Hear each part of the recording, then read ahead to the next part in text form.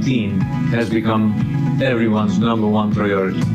The threat is that the public health measures, the emergency rescue package, push everything else to the side. There won't be money for climate action.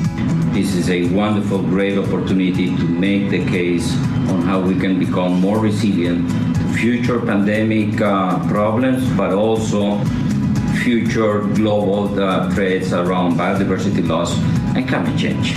In this exercise, it is essential to avoid a carbon-intensive recovery that would store up problems and create more disruptions and inequalities. Panamá reconoce la crisis climática como una amenaza existencial y apuesta a una recuperación post-pandemia cimentada en la sostenibilidad, inclusión y resiliencia climática.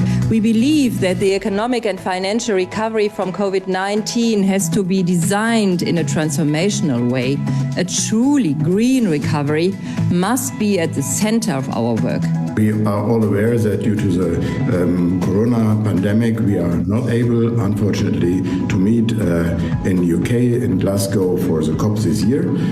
But still, there is a need to use the year 2020 to be serious about what we have agreed in Paris. The decisions we make as world leaders in the next few months will shape our planet's future. We can take the resources towards recovery to spark a global transformation towards a green and resilient future, or lock ourselves into carbon dependency and climate crisis.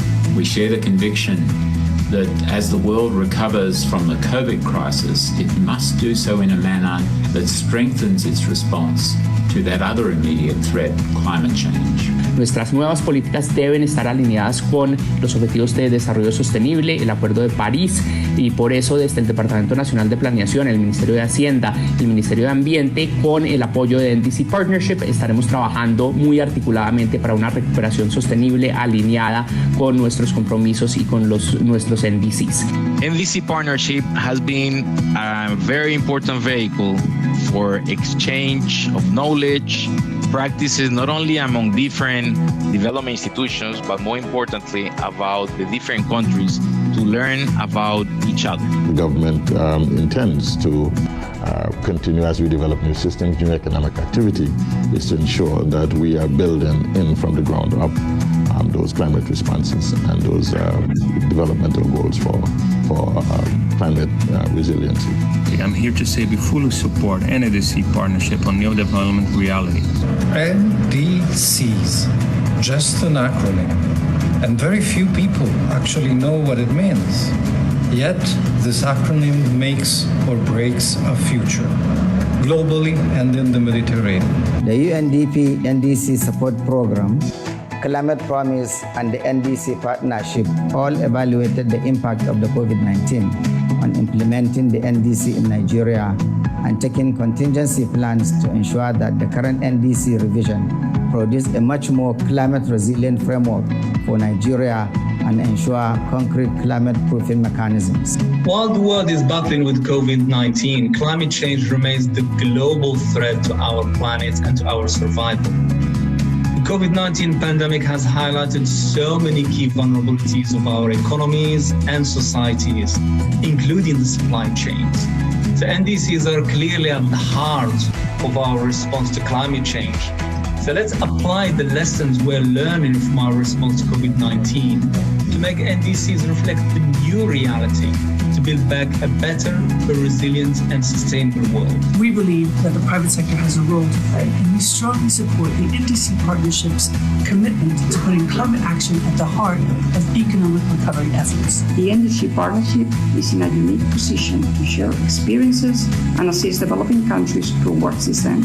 Spain is ready and more committed than ever to work together to ensure climate ambition is a key pillar for our recovery processes. I want to congratulate and thank the NDC Partnership and especially the team around Pablo for all the work you have doing during the last years.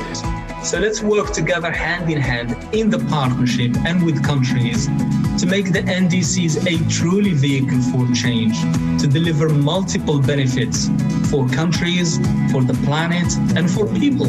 We've learned that creating partnerships of all of those with a stake in decisions leads to the best decision making, especially when resources are squeezed as they are now. That's why we are proud and determined to be a strong member of the NDC Partnership as we help to build a better future.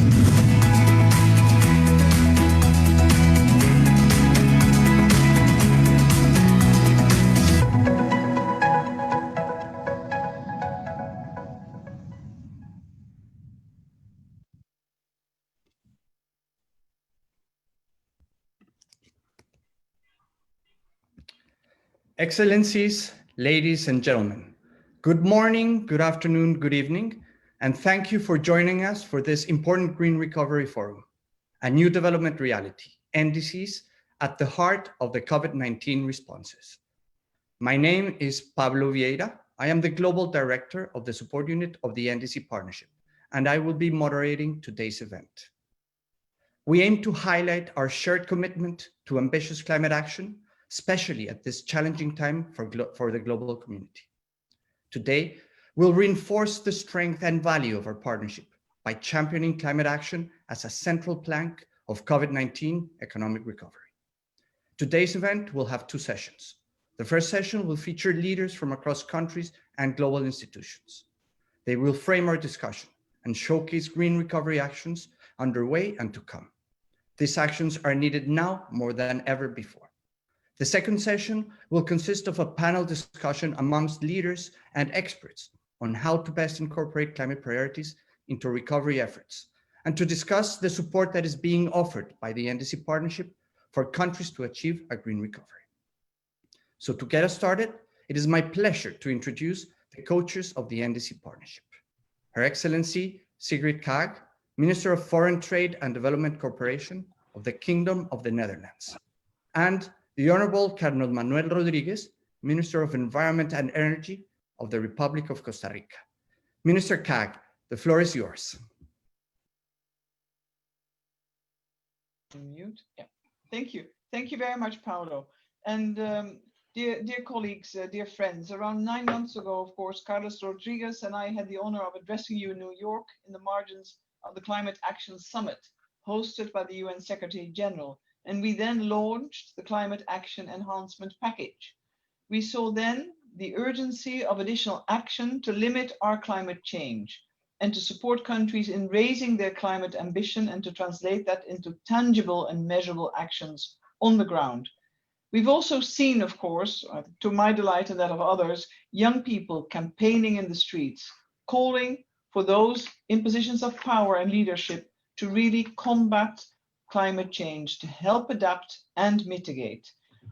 That, of course, that day, 9 months ago, it seems even longer, no one ever conceived of coronavirus, of the pandemic that has swept across the world, the globe, taking 500,000 lives already and forcing countries to go into lockdown with the consequences that, of course, are socioeconomic and significantly beyond the realm of the virus itself. The pandemic, of course, has precipitated the deepest recession in a century. But we also wouldn't have predicted that in 2020, millions of people across the globe would demonstrate and protest in support of greater racial, social, and economic equality. Climate, health, and equality. All of these themes are a sobering reminder of the integrated challenges that we face together, wherever we are, whomever we are. But we have the realization we can and we must do significantly better. There's no alternative. And because there is an opportunity in crisis, there is a legitimate expectation we will build better. We need to confront the climate challenge in a meaningful way. And of course, ask ourselves in doing so the questions about the type of society we want to live in, the type of world we want to leave behind, and how we can not only share prosperity, but also sustain prosperity, always with a view to sustainability. Addressing the COVID-19 pandemic and addressing persistent inequalities and inequities demand one of the same response. And of course, in today's meeting, we will discuss how we can achieve that.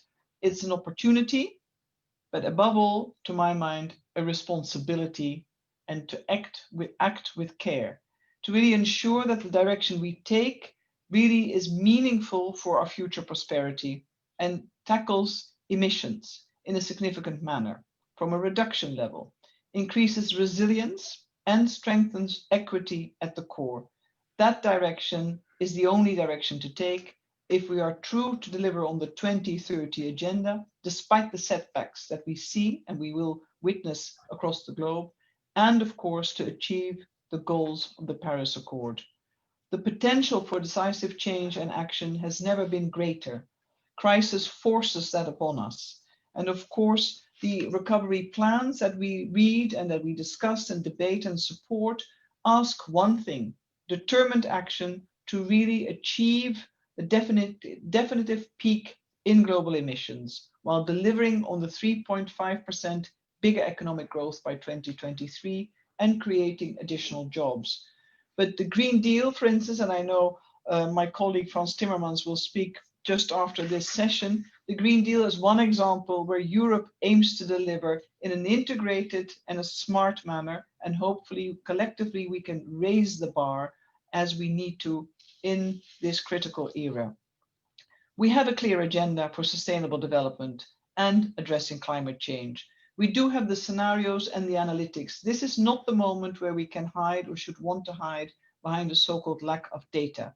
We need to act, we need to mobilize, and we need to address and ensure that we have the right economic stimulus packages available for those who can, and the right support for those who need it more.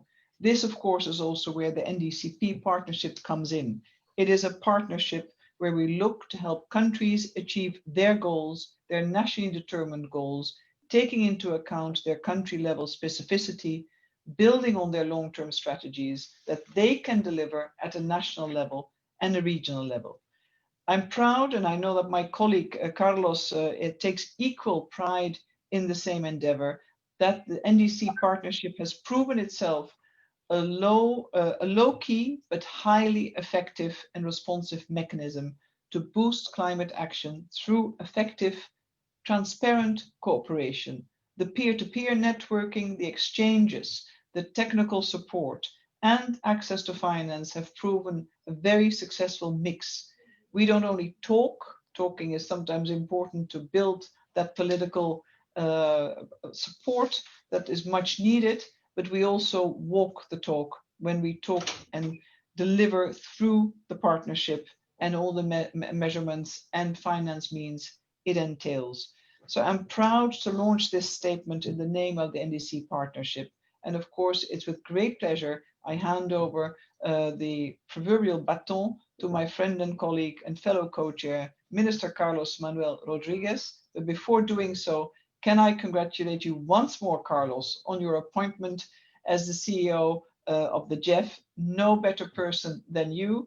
You've lived and breathed environment and climate action, I think, long before many of us have. So you're very worthy, deserving of this tremendous leadership challenge. And I know you will underpromise, but significantly overdeliver. So over to you, Carlos. Thank you, Minister Kak. Good afternoon and good morning to all of you who are in this side of the planet. I would like to thank the ministers that join us and all of our colleagues. Minister Kak, you're very kind with your best wishes on my future endeavor at the GFI. And I welcome very much the opportunity to have this partnership meeting, because these are unprecedented times in our history. And this is as well a great opportunity to move away from unmitigated growth at all costs, from the old fossil fuel economy and global deforestation, and be able to deliver a lasting balance within people, prosperity, and planetary boundaries. In this context, the partnership can and should be a strong actor in catalyzing solutions for the safeguard of the global environment and the global commons. However, how leaders decide to stimulate the economy in response to the health crisis will either amplify global threats or mitigate them. So they need to choose wisely, and we need to be able to provide with the right sound information, which is coming throughout our partnerships.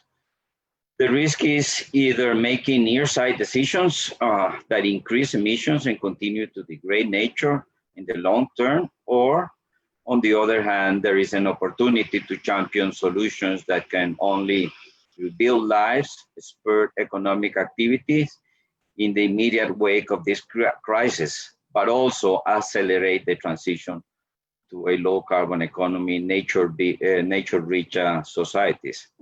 So this is a moment for all of us to raise to the challenge of collaborative leadership by using this strong partnership and together find pathways to emerge from this emergency with a global economic reset.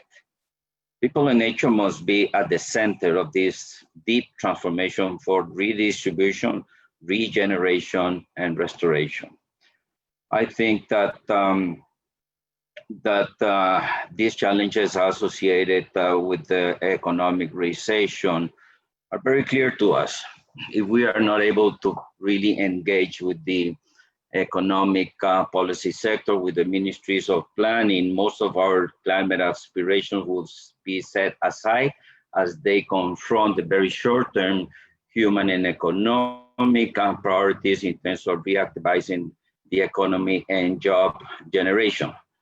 But there's an opening, a very clear opening based on the global understanding that humans are really fragile and vulnerable to global issues. In this case, we got this very specific health pandemic issue, but around the corner comes the big economic recession. That economic recession will generate global social unrest. And these are not just the poor people of the planet. These are middle-class people that has felt that they has been set aside from prosperity and opportunities. And then the biodiversity collapse and the climate crisis emergency will just add more complexities to the global threats in front of us. So I think that we as a partnership, we are in a wonderful position, not just to be able to deliver sound information in terms of providing weight and pathways for major decision makers to fully incorporate in their stimulus plan the decarbonization processes, but this is a moment that we should be acting to provide urgent support within our partnership in response to government requests that are where we are deploying economic advice and counsel to over 35 countries. This support to government will directly help them design their economic recovery plans, which will be in the content of the NDC long-term strategies. I tend to believe that there's opportunity, this window of opportunity is going to be short, it's going to happen this year, and we have the great opportunities to be able and step into this global stimulus plan. And I just want to share with you a very interesting meeting that we had last Friday here in Costa Rica, where for the first time, as minister, I had a meeting with IMF. And it was very interesting because Costa Rica is negotiating a stimulus plan, a cooperation from the IMF to the government of Costa Rica in the context of the economic recession. And their interest was talking about how do we embed the decarbonization plan in the largest IMF government of Costa Rica stimulus plan that is being designed and negotiated. This is a good example of not just how a government sees the opportunity through the stimulus economic plans to accelerate the decarbonization, but as well, it is very interesting to see a multilateral agency fully committed, fully interested in supporting a country within the short and the long-term opportunities. Thank you all. Have a good day.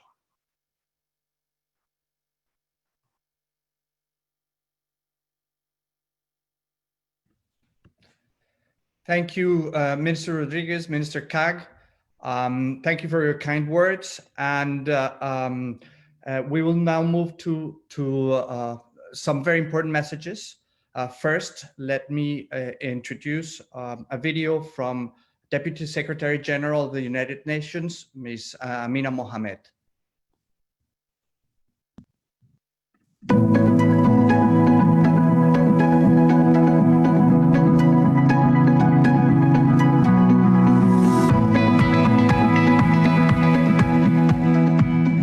Excellencies, dear friends, I would like to thank the co-chairs, Her Excellency Minister Kag of the Kingdom of the Netherlands and His Excellency Minister Rodriguez of Costa Rica for their kind invitation today. I would also like to congratulate both ministers for their leadership on climate action and commitment to the NDC Partnership community. Even in these trying times, you continue to push the envelope and put your energy in mobilizing and providing support to the members of the partnership and beyond. I'm also happy to know that we have a strong climate champion at the head of the GF as Minister Rodriguez assumes his new role. We look forward to working with you closely, Minister. As we speak, the COVID-19 pandemic continues to ravage communities around the globe. For the most vulnerable among us, the health crisis is compounded by extraordinary hardships. For example, ethnic minorities, women and children are once again shouldering an unfair share of the burden. We know that the returning to the pre-pandemic status quo is neither desirable nor possible. We must do much better. The delay of COP26 does not and must not mean delayed climate action. I can assure you that climate change remains at the top of our agenda at the United Nations. The COVID-19 pandemic has not changed our objective to accelerate the transition to a low carbon and resilient world, which limits global temperature rise to 1.5 degrees Celsius. But the pandemic has changed the way we will meet these objectives. Countries are taking measures now to rebuild their economies. How these investments are made will either take us towards a green, inclusive and resilient world or not. I would go further. These decisions will determine whether we meet our 1.5 degrees Celsius goal or not. To support countries align their economic recovery packages with the Paris Agreement on climate change, the Secretary-General has set out 6 climate-positive actions. You've seen all the calls from scientists, business, and the financial community, and our youth for a better recovery. Now we must deliver. NDCs are a great place to start. They should help mainstream climate action and the SDGs in all economic recovery packages. Countries need to come forward with quality-enhanced NDCs and long-term strategies. That means country-owned commitments with real emission reductions consistent with the 1.5 degrees limit. And it means a transition to a climate-resilient economy that leaves no one behind. The United Nations is supporting developing countries in this regard. For example, UNDP alone is assisting over 110 countries to enhance their climate ambition through their climate promise, which is aimed at NDC's long-term strategies. It is vital that all our efforts are well coordinated in order to meet the 2030 agenda and the goals of the Paris Agreement on climate change. Of course, international solidarity has never been more necessary. We must ramp up the mobilization of financial resources and support for developing countries. The debt crisis facing low and middle-income countries is unprecedented. Their policy and fiscal space is tighter than ever. Asking more from them now when they have even less resources is a non-starter. However, with the right partnerships and political will, we can accelerate economic recovery, climate action, and sustainable development all at once. Because in truth, none can be achieved without the others. This is why the work of the NDC Partnership is so important, and why I couldn't miss this occasion to voice my support and appreciation to the co-chairs and to Pablo and his team. Finally, I wanted to conclude by stressing the importance of keeping the momentum going in 2020 and all the way to COP26 in Glasgow. The most tangible way to do this is by demonstrating clear progress on the implementation of NDCs and by submitting new and enhanced NDCs and long-term strategies well ahead of COP26. The Chilean and the UK, in partnership with Italy, COP presidencies have shown great leadership despite the extraordinary circumstances, but they need our full mobilization. I know they can count on all of you and on the UN to support them. Thank you.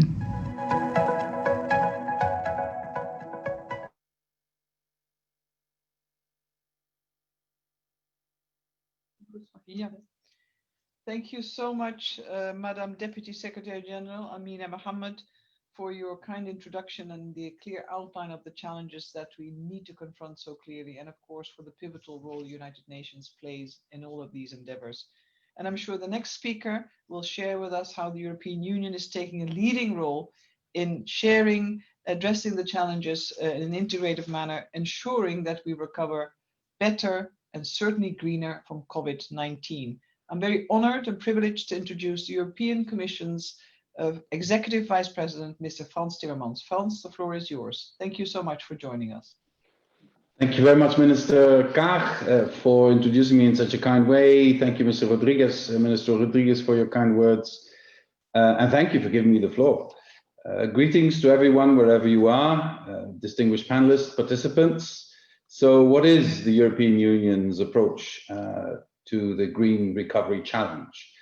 In December last year, we, the Commission, presented our proposal for a European Green Deal, as you might have heard, a wide-ranging growth strategy that foresees a greenhouse gas reduction of up to 55% vis-à-vis 1990 by 2030, and should take us to climate neutrality by 2050.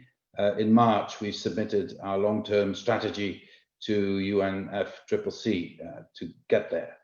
Then, of course, COVID-19 came and changed the world. Most of our member states in the EU went into lockdown from mid-March. And at the end of May, the Commission put forward our proposal for a major recovery plan. We've now named it Next Generation EU. We want to put our resources into viable projects that bring both immediate and long-term gains, such as housing renovation, clean energy infrastructure, and low-carbon transport. To give you an example, the construction sector in the EU, with its 15 million direct and indirect employees, can be helped back on its feet with a renovation wave that cleans and greens our homes and public buildings. Renovation projects can be rolled out quickly, and around 60% of spending on home energy efficiency retrofits would go directly to local construction workers. And by the way, the financial sector and the banks will tell you that these are very safe loans.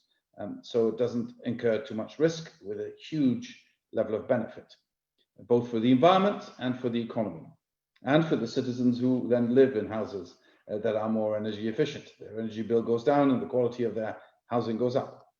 Another example is the transport sector. Investments in safe and clean urban transport systems, including hydrogen buses and trams, and the renaissance of train travel would help those for whom a private vehicle is out of reach and no longer desirable.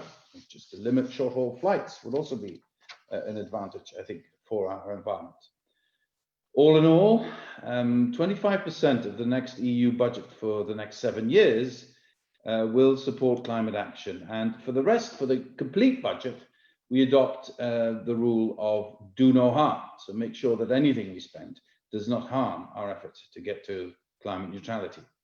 A comprehensive, fair and green dimension should remain present also throughout the EU's development assistance and cooperation frameworks with third countries in the context of recovery. And I particularly want to point to the necessity for us to be very active on the issue of adaptation and mitigation. The green economic recovery agenda is not driven by ideology, but by scientific evidence and economic logic. The irony of this day and age is that the ideology makes people unscientific, and that's not helping, put it mildly.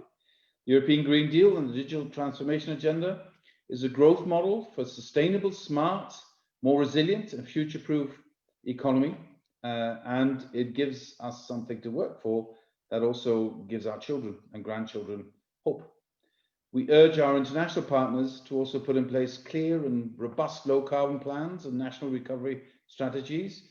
This will give our societies a sense of direction and purpose and guide investors and businesses towards sustainability. How does all of this connect to the NDC Partnership? Well, in the EU, we are very much aware that with less than 10% of global emissions, we cannot save the climate on our own. Only a joint global effort under the heading of the UNFCCC and the Paris Agreement can keep temperature increase well below 2 degrees and can let us collectively reach SDG 13 on climate change. And here, The NDC Partnership is one of the major positive cooperation platforms that we have worldwide, driving real action in adaptation and mitigation while promoting economic growth and sustainable development. We really believe in this, and we really salute you for doing this work, and we welcome it, and we want to be part of it. Thank you very much.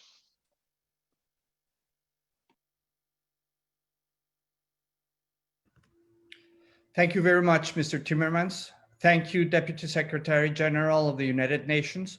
We appreciate you joining us today and your strong support of the NDC Partnership. Your unique global perspective and your leadership is much needed at this time.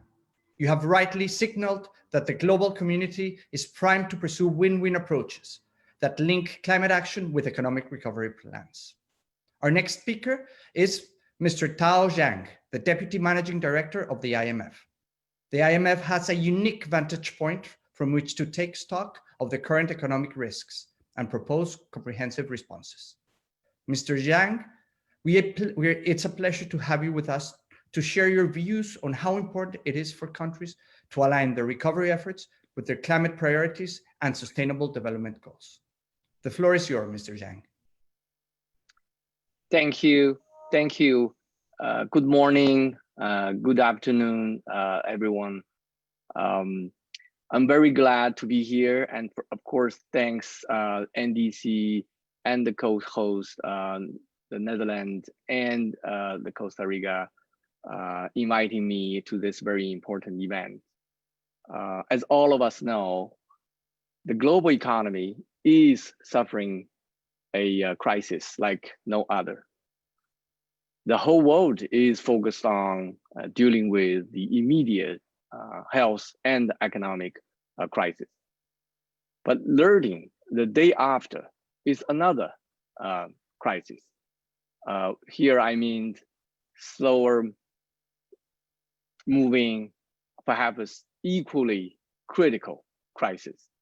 What I'm talking about here, of course, is climate change.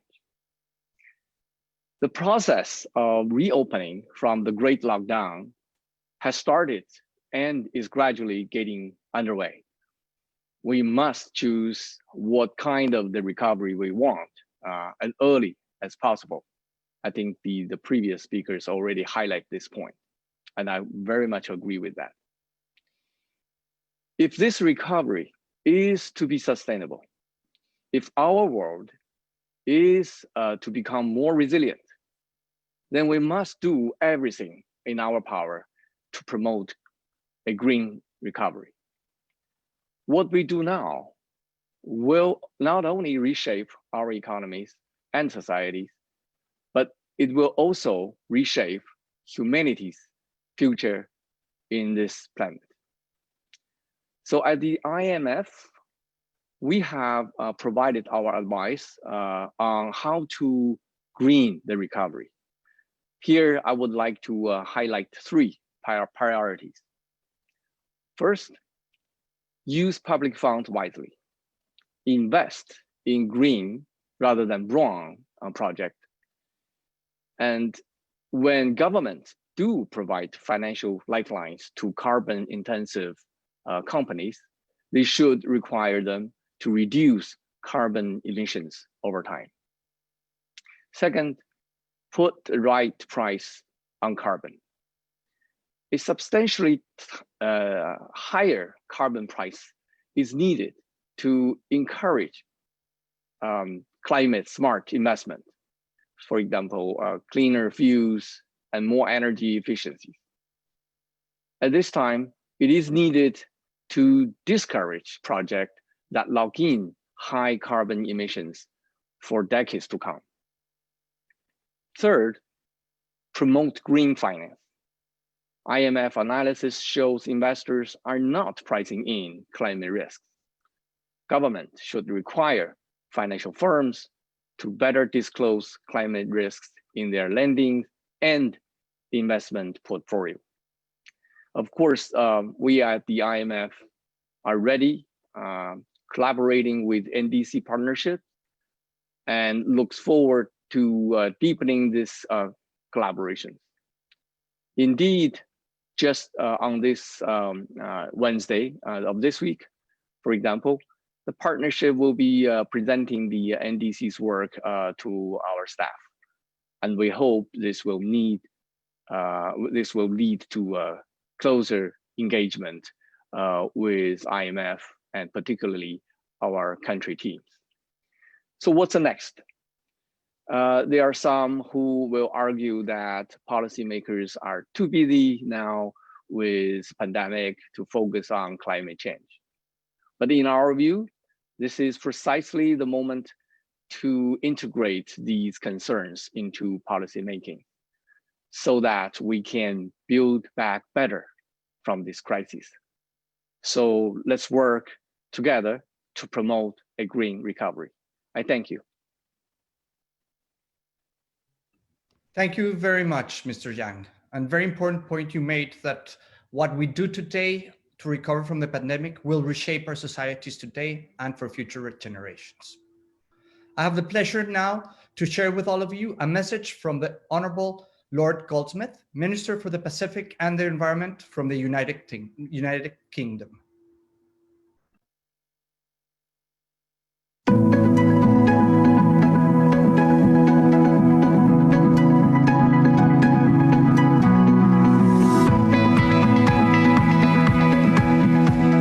COVID-19 has had a devastating impact across the whole world, but as we look to the future, it's clear that economic recovery and climate action should not and do not need to be seen as an either-or choice. We must do both through a fairer, greener and more resilient recovery. In recent weeks, the UK has put this into action, announcing £40 million for green startups, £73 million to boost a green recovery in our automotive sector, and more. And of course, the whole world will need to rebuild. And so the opportunities of a green recovery are truly global. According to the International Renewable Energy Agency, transforming the energy system could generate GDP gains of nearly $100 trillion and reduce CO2 emissions by 70% by 2050. On energy, as well as other areas like transport and finance, the UK is committed to helping the world transition to a low-carbon future.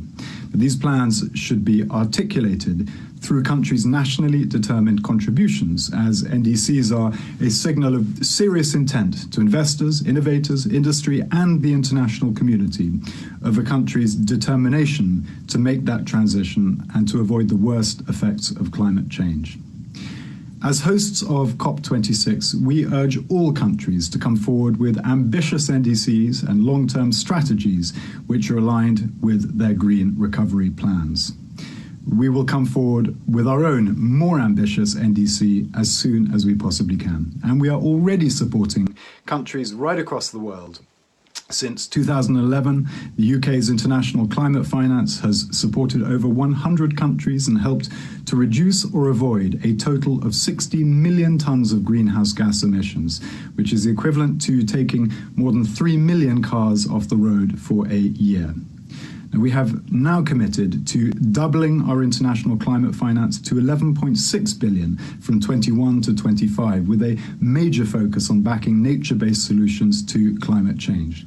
And from August, we will launch the first round of our UK-packed Green Recovery Challenge Fund, a £12 million fund supporting countries in Africa, Asia and South America to reduce emissions as they bounce back from COVID-19.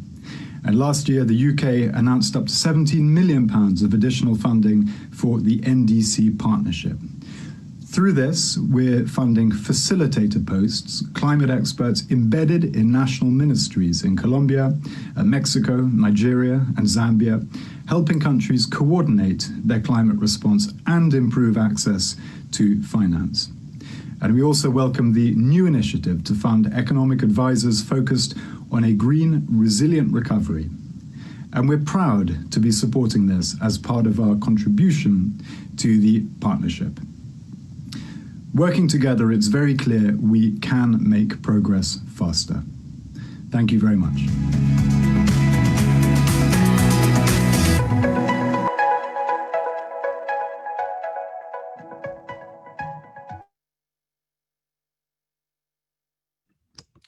Thank you very much.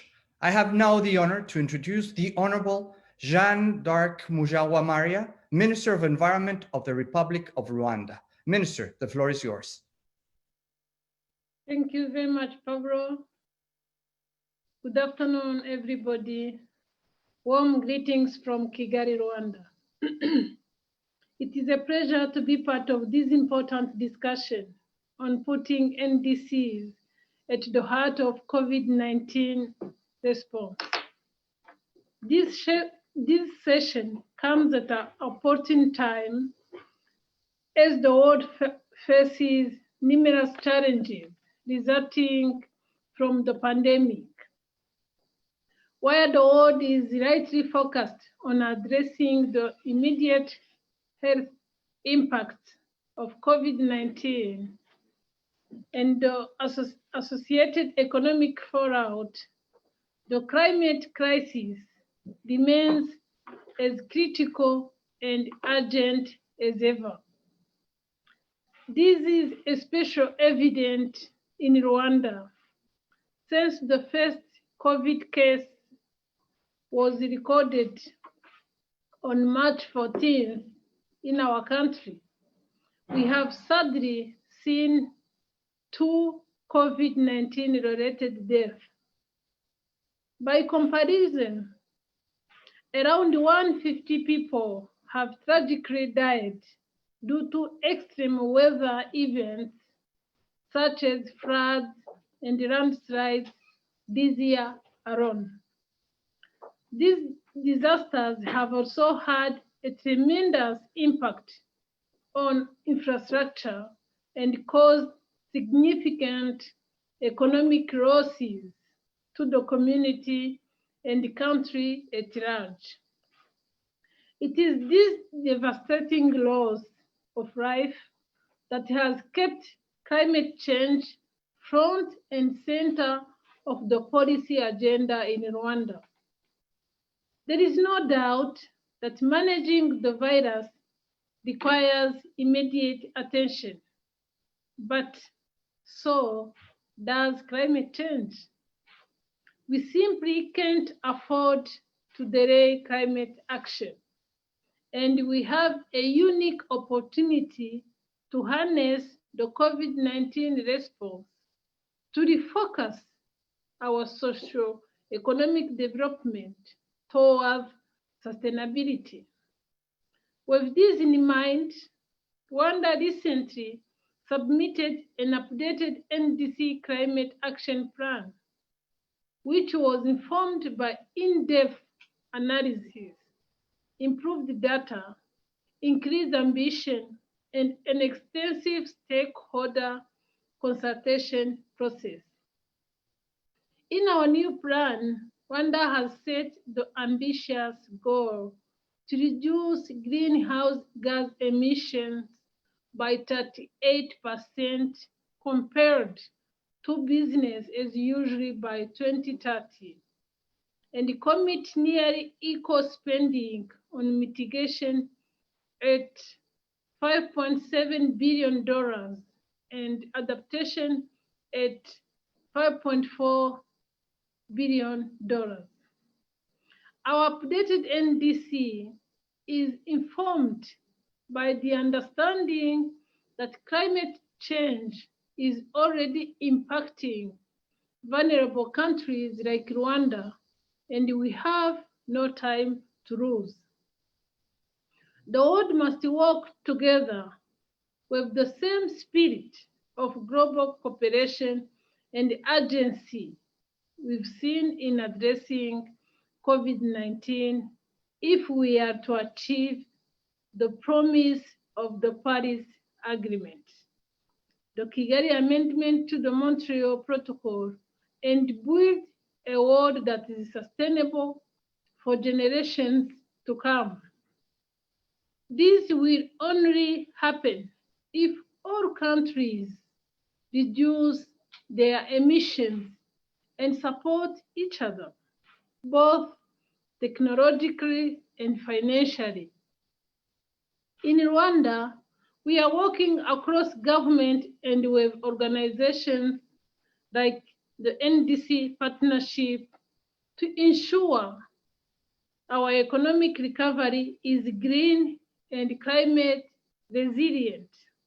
Some of our priority interventions include air pollution control and air quality monitoring to avoid rebound effects, effective medical and hazardous waste management, investment in digital infrastructure to further enable remote working and developing more sustainable models for production for agriculture, mining and industry at large.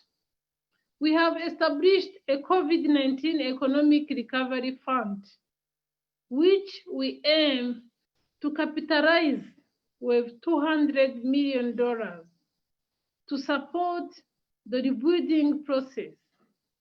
The fund and its associated economic recovery plan aim to reshape Rwanda's development trajectory to be fully aligned with both our green growth and climate resilience strategy and our NDC Climate Action Plan.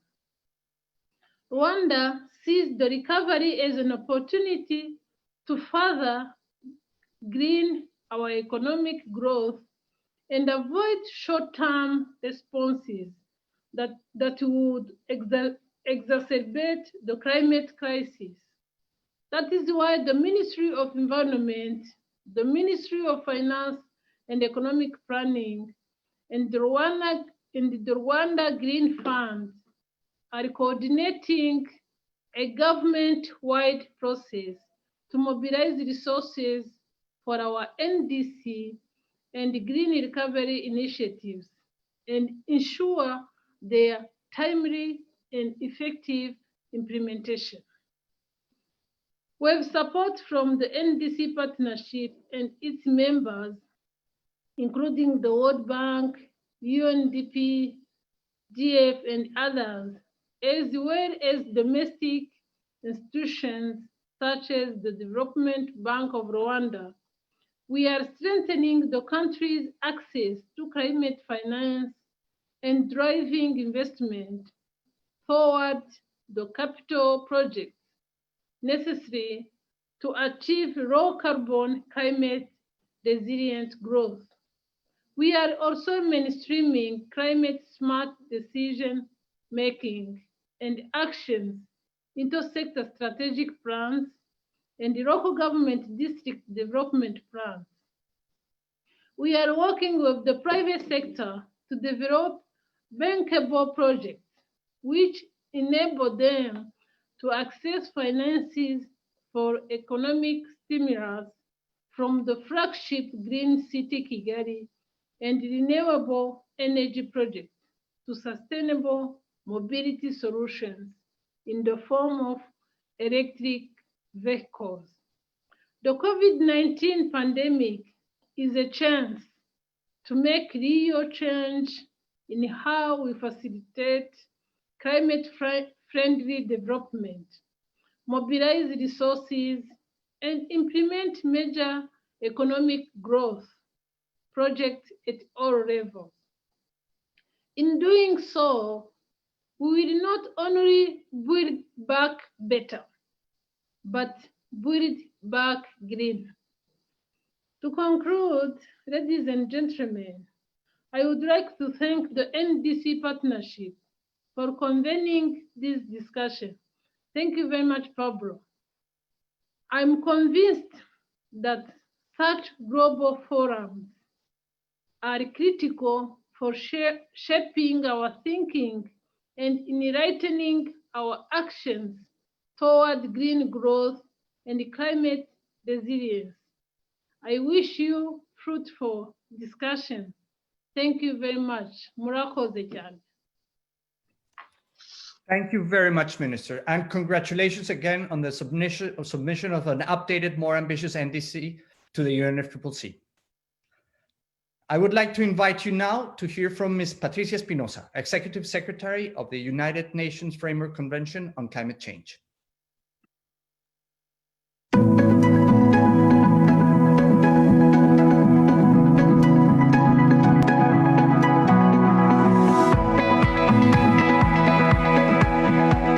Ladies and gentlemen, it's a pleasure to be part of this important forum convened by the NDC Partnership. 2020 was always an important year for the NDCs.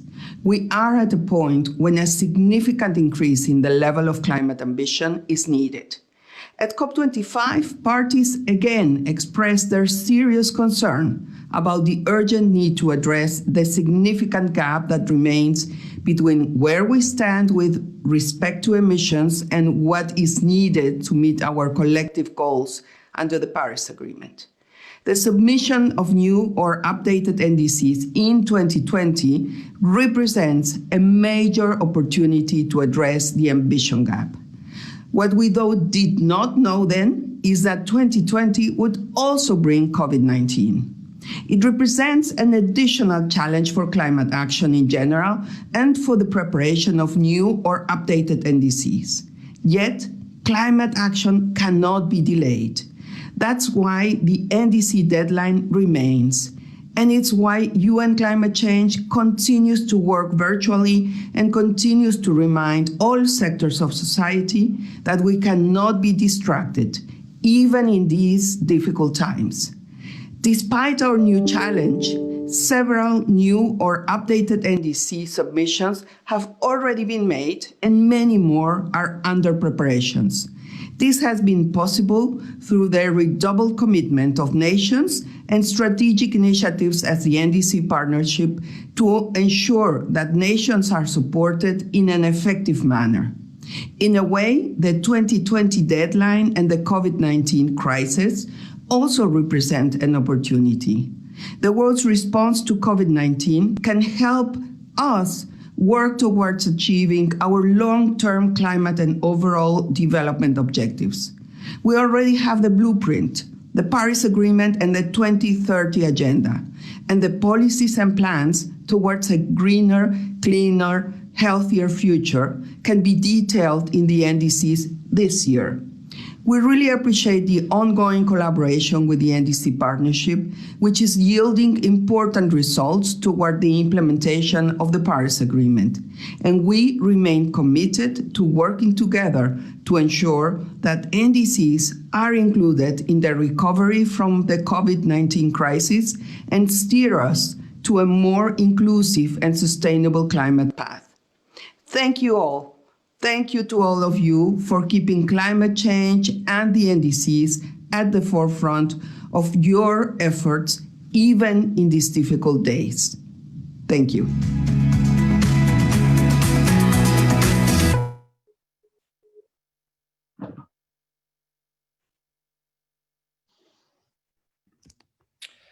So to close this impressive set of interventions, I will give the floor now to Ms. Inger Andersen, Under Secretary General of the United Nations and Executive Director of the UN Environmental Programme.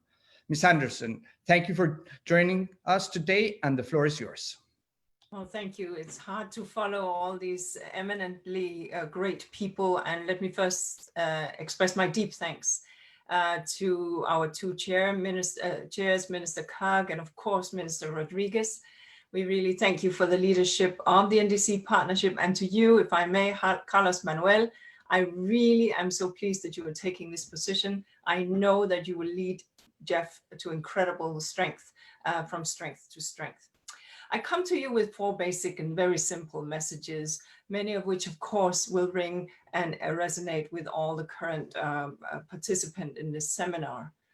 The first one is that countries must tie their recovery to a green recovery from COVID-19, and that in so doing there are so many win-win benefits, and obviously an obvious ticket here is the NDCs, the enhanced NDCs, but don't forget the ambitions that we need to see for COP15 on biodiversity and indeed for the decade of action.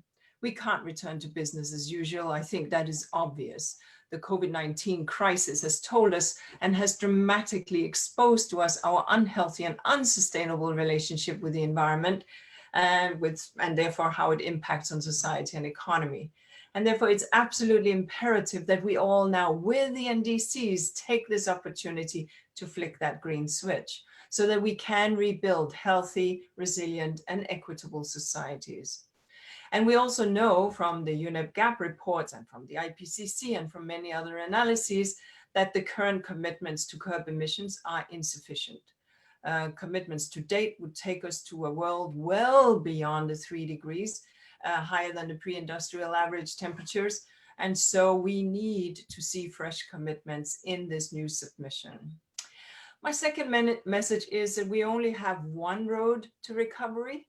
And the Secretary General has made that very clear. It is the Agenda 2030 and it is a Paris Agreement and the new biodiversity goals that we will agree. And as the economic engines begin to rev up, that is indeed our only roadmap. World Bank numbers tell us that this pandemic could push us into, with about an extra 100 million people into poverty. We saw the IMF numbers just the other day in terms of global economic contraction. And that is clearly something that we cannot afford.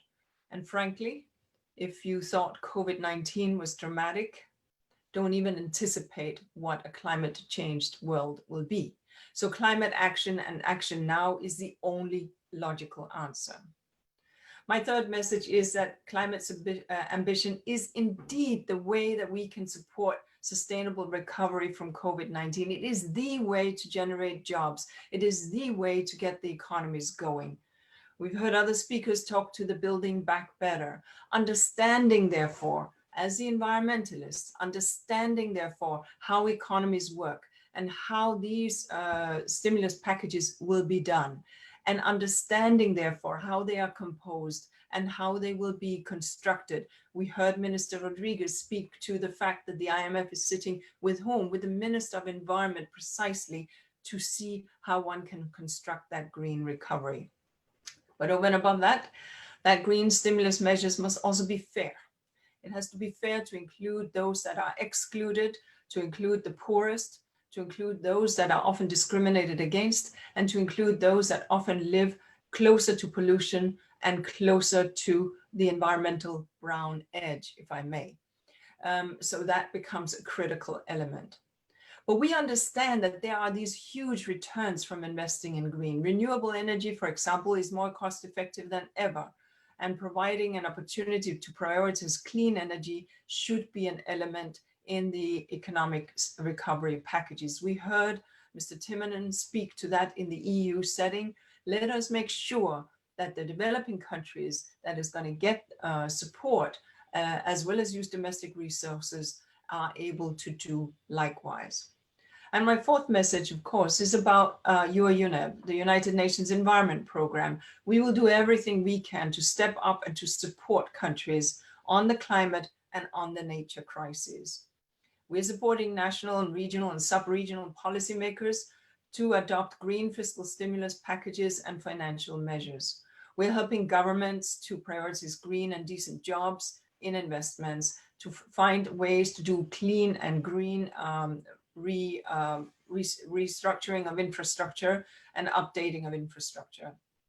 Our focus on critical sectors has to remain key, and much of that knowledge we get from the various panels that we are privileged to host or co-host, IPCC and the International Resources Panel, which teaches us about energy transitions, building and constructions, food systems, waste, mobility, all of which form part of the sustainable and productive infrastructure that we want for the future. And many of these have obviously nature-based approaches that offer triple wins. We're working with our friends at UNDP on the climate promise that UNDP has launched, and we're working together in support of UNDP's efforts. And as part of this, we are of the NDC Partnership Climate Action Enhancement Package. We're supporting 20 countries in their efforts to make those ambitions, to make the NDCs more ambitious.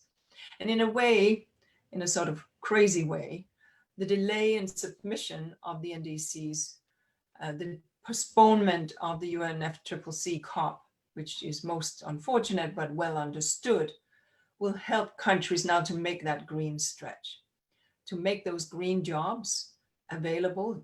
ILO tells us that 2 billion workers are earning their livelihoods in the informal sector, how to make them part of green jobs, to make investments in public wealth and social and ecological infrastructure, to ensure that circularity is part and parcel of the solution, to ensure that financing, private and public, is responsible and investing in climate stability and ecosystem integrity, and to ensure that this is done with socially inclusive outcomes. That, ladies and gentlemen, is the agenda before us. And I am so very pleased that the NDC Partnership, under your leadership, Pablo, is moving this agenda forward. We at UNDP remain ready, willing, and able to work with everyone here to make that agenda real. Thank you very much indeed. Thank you.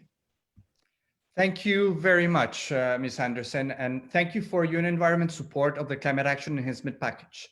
I really like your message on flipping the green switch with enhanced NDCs and recovery efforts. Thank you to all our esteemed speakers. We appreciate your support and your strong and urgent calls for climate action to stay at the forefront during this recovery period. The NDC Partnership is committed to supporting countries moving forward with their recovery efforts.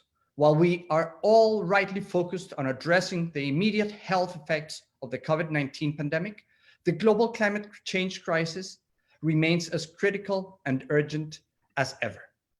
As we recover from COVID, actions must drive a low-carbon, equitable, and resilient future for all. Our approaches need to be consistent with the Paris Agreement and the 2030 Sustainable Development Agenda. We need to deliver better jobs, cleaner air, and improved health outcomes, amongst other benefits. Healthy societies, healthy economies, and healthy natural systems must go hand in hand. The NDC Partnership is committed to supporting countries as they implement and enhance their NDCs and pursue a low-carbon, equitable, and resilient recovery. To support these efforts, the partnership is launching, on the one hand, a statement to reiterate its commitment to accelerate climate action and sustainable development, and to support the alignment of recovery efforts with the priorities of climate change. To date, a total of 80 countries and institutions have endorsed this statement. This includes 49 member countries and 31 institutions, including institutional and associate members and non-members. We invite you all, if you haven't joined, to endorse this statement, to send a strong political message from the partnership in terms of the importance of continuing strong climate action. But apart from our strong political commitment, we're taking concrete measures to turn commitments into actions. This is why we are deploying economic advisors to support ministries of finance, ministries of planning, ministries of environment, to mainstream climate priorities into their recovery plans. To maximize the impact of this support, countries are defining the scope of work for these economic advisors. These economic advisors will be embedded in the ministries of finance and planning to support directly the recovery efforts. And countries are committing to integrate their climate priorities and NDCs into their recovery plans with the support of these economic advisors. To date, we have received requests for 34 economic advisors from a total of 25 countries. And in the coming days, at least 5 more countries will submit the request for economic advisors. To respond to these requests by countries, within the last 2 weeks, we have received interest from 15 of our members, including countries and institutions. And we invite other members to share their interest in providing support to these countries. It is our joint responsibility to address the COVID-19 and climate crisis by adhering to the best available science and ensuring that all efforts contribute to better, more low carbon, equitable, and resilient societies. No challenge is too great when we work together.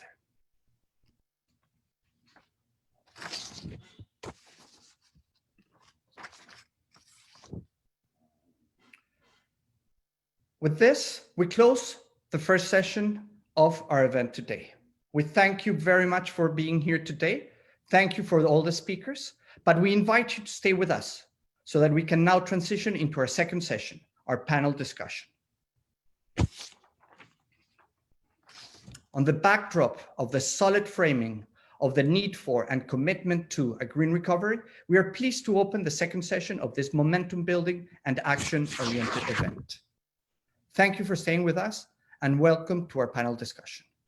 If there is time at the end of this discussion, we will welcome questions from the audience. If you have a question, please use the Q&A function in your Zoom application. You will find the Q&A function in the toolbar in your Zoom window. Please type your question and submit it. The chat function will be disabled for this session. This session will be moderated by our co-chair representatives.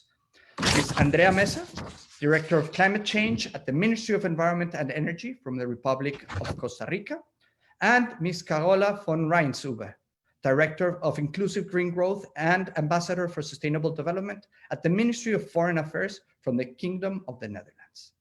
Andrea, Carola, welcome and thank you for your service to the NDC Partnership and for your leadership in driving ambitious climate action. Thank you, Pablo. Good morning, good evening to all. It's a pleasure to be here. And I think that we've been hearing very clear and strong political messages on the way to move forward in these complex times. But the good element that we have is that we have the technology, we have the science, and there is also the possibility of continue working together to also access climate finance in a very good way, so we can achieve this transformation in a positive way. It is a pleasure to be sharing this panel. In this stage, we will address in more practical terms how to really put NDCs in long-term strategies in the heart of this recovery process. We as societies, we have faced this response humanitarian phase, but it's time now to be building on what are the technologies, the policy packages that we need to include in this recovery stage, which is a good opportunity to build that better as we have been listening. And before entering this marvelous panel that we have, I will give the floor to my co-chair, Carola, and then we will start with the panel as it is, that it is great. So we hope you can stay joining us in this second part of the activity. Carola, back to you. Thank you, Andrea. And thank you also, Pablo. It was actually very inspiring to listen to all these speeches from such high-level speakers from around the world. And I completely concur with you, Andrea. It's now about translating the wish to do better into action in the field. And this, I think, is where the NDC Partnership is extremely well positioned to help countries with translating this wish into action through deploying economic advisors, but also through the statement that we issue today.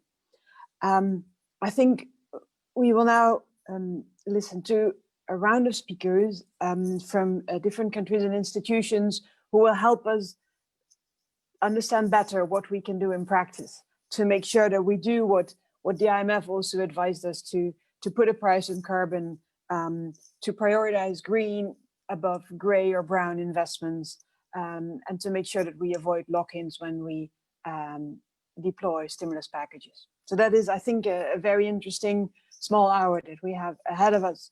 And please, Andrea, over to you to introduce the first speaker.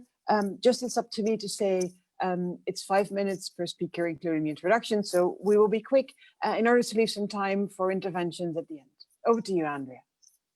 Thank you, Carola. And it's an honor to introduce our first speaker to this panel, who is Mrs. Ingrid Haven, Director General of the Department of Global Issues, Sector Policies and Programs of the Federal Ministry of Economic Cooperation and Development, BMZ, in Germany. Ingrid is a good friend of the partnership, and it's really one of the persons who really created these partnerships. So it's really an honor to have you here, Ingrid. And let me go into the specific question. Germany played a fundamental role in the establishment of the NDC Partnership and has supported many countries in their efforts to achieve transformational climate goals. How is Germany supporting the NDC Partnership's effort to boost the internal capacity of developing country members to strengthen and align recovery plans with national climate goals? So Ingrid, the floor is yours. Thank you, Andrea. And let me first start by actually thanking our two co-chairs, Minister Karg and Minister Rodriguez, and their Sherpas for the incredible leadership that you have shown throughout your chairmanship last year, where you actually created a new package of support in order to provide a hand to developing countries to raise ambition when they're actually reviewing the NDCs.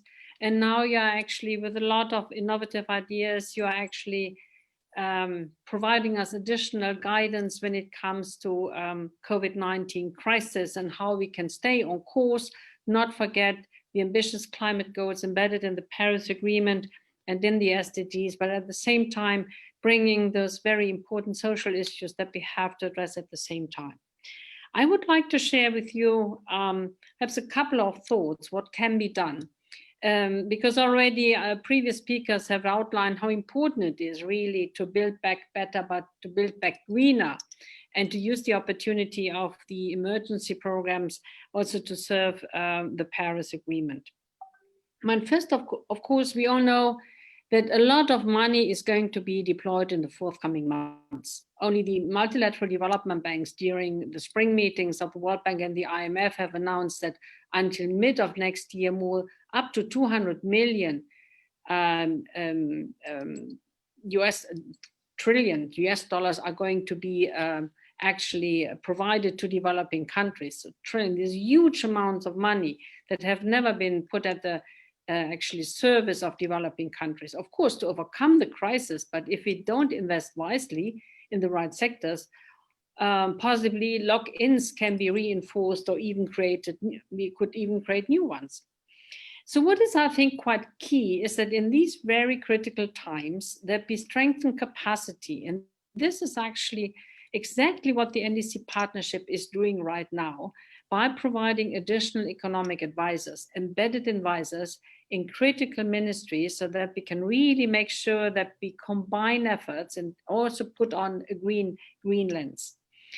And additionally, of course, one could say how many advisors are needed, but we have decided that out of the NDC support facility that we created and funded as Germany under the roof of the World Bank, that we are going to provide additional funding of up to $6 million and to support the NDCP in providing economic advisors, and at the same time to provide targeted technical assistance. Specifically, for instance, what is going to happen in many countries, and I can observe this in Africa, for instance, is that development policy loans, emergency programs are being actually now elaborated, agreed upon with finance ministries. So unless we now provide the type of analytical work is needed in order to factor in the green elements, we are going to lose the opportunity to influence the course of action.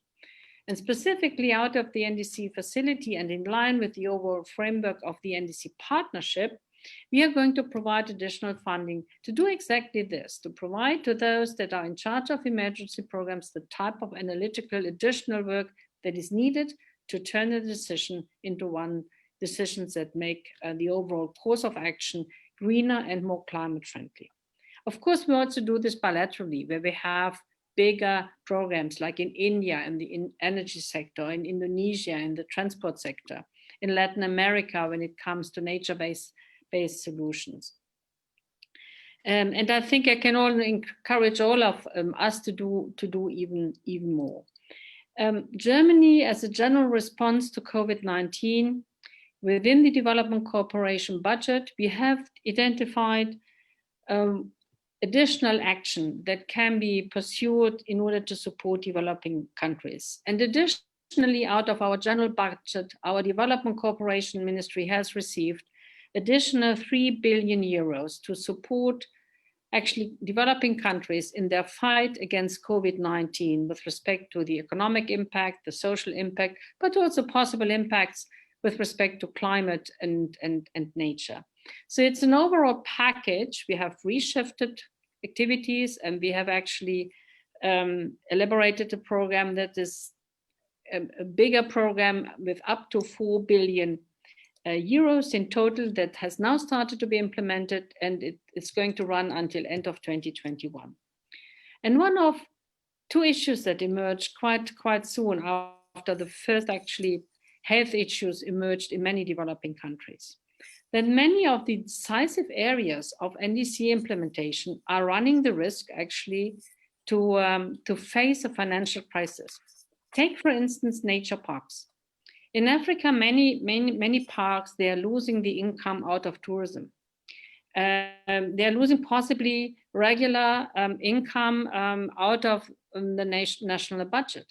So we have received numbers from our ongoing projects that are really frightening, because the income out of tourism has dropped tremendously.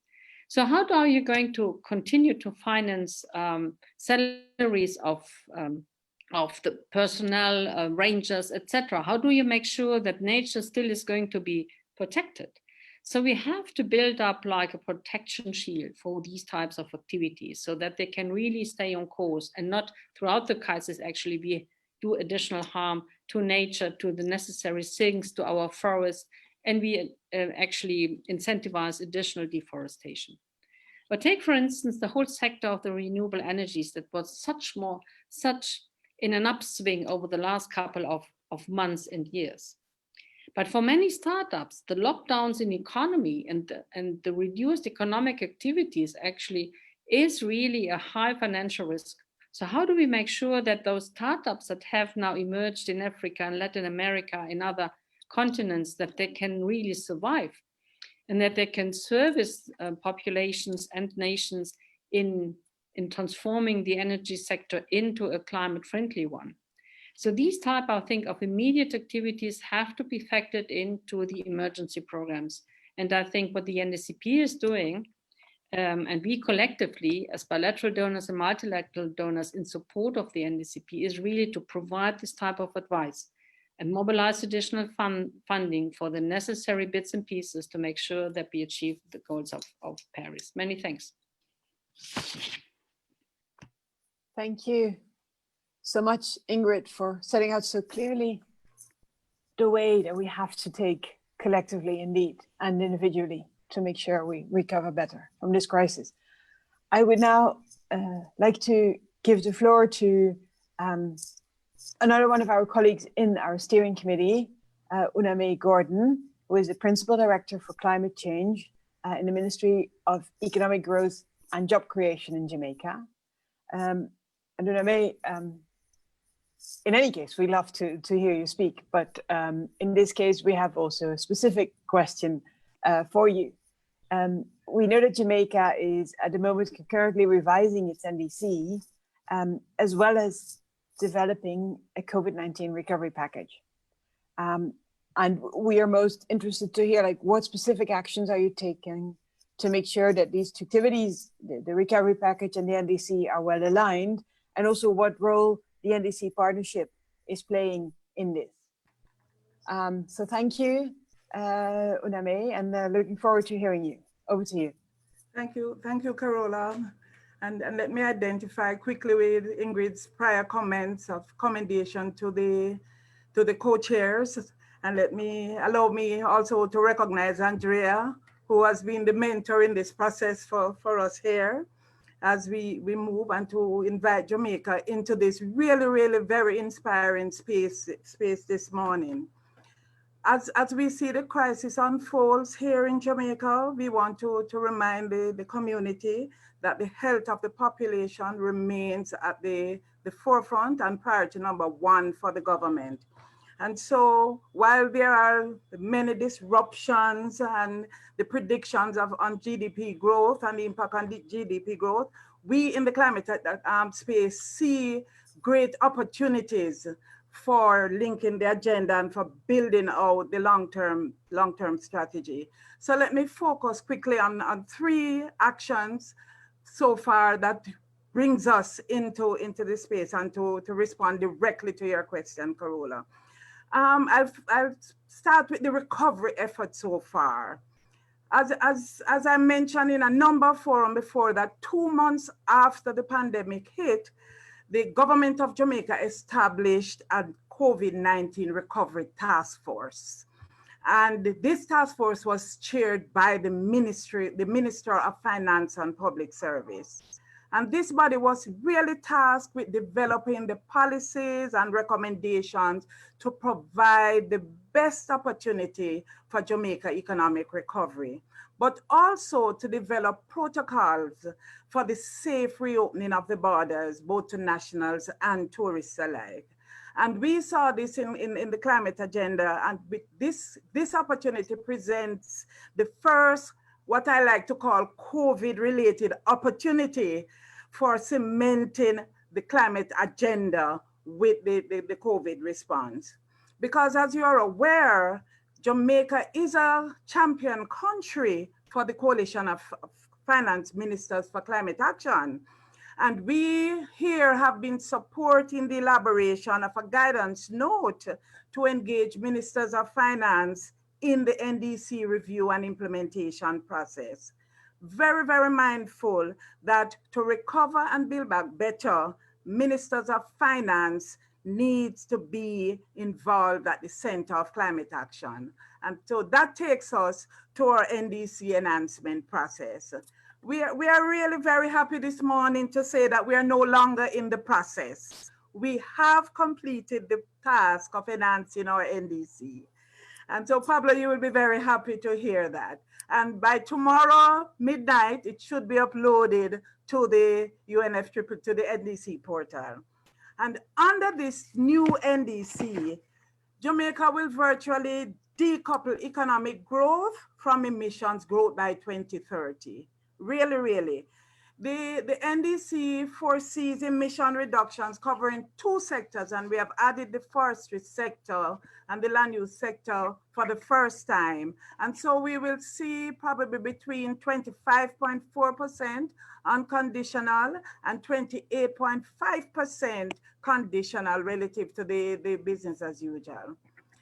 Really, the absolute level of ambition in Jamaica's unconditional support for us has increased by more than 60% when comparing this updated NDC to the prior NDC. And so it takes me then to my 3rd point about the support in the process that we have received from the NDC partnership. We want to recognize the really, really value-added support that we have received from the NDCP. And to bring us to this juncture of enhancing the NDC, but also with their support, we are moving forward and we will begin immediately to develop a full partnership and implementation plan for this NDC. And this will be done by CAPE support, which was alluded to earlier.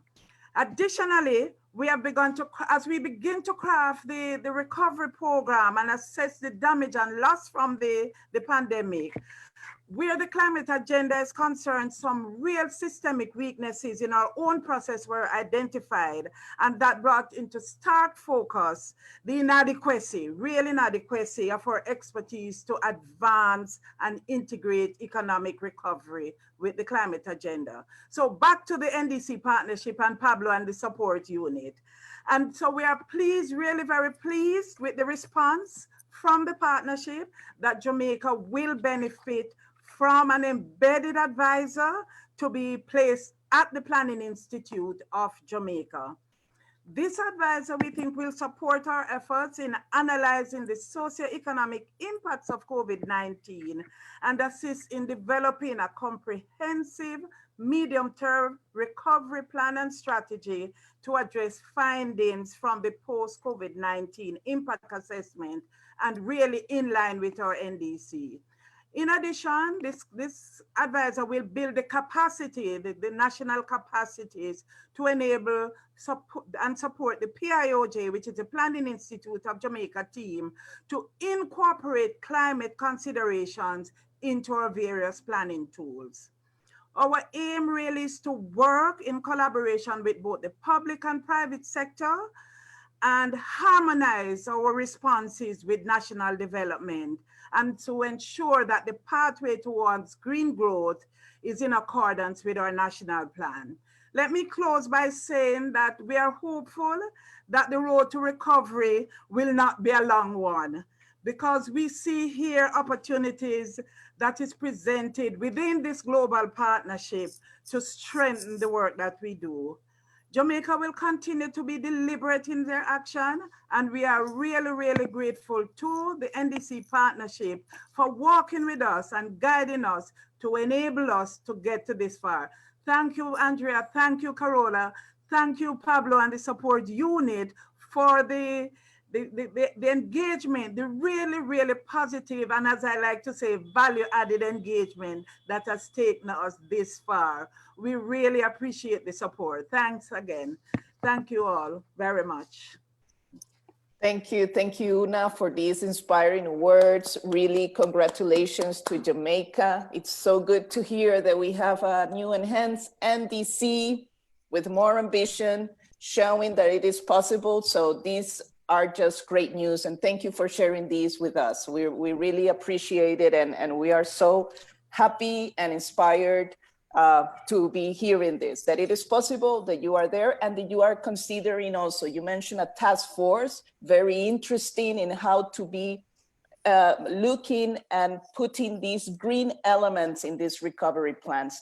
And now I would like to move to our next speaker, Dr. Medril Sam, Director of Environmental Affairs, Ministry of National Development Planning and National Development Planning Agency of Indonesia. And here we will be looking at these interlinkages of this whole of a government approach.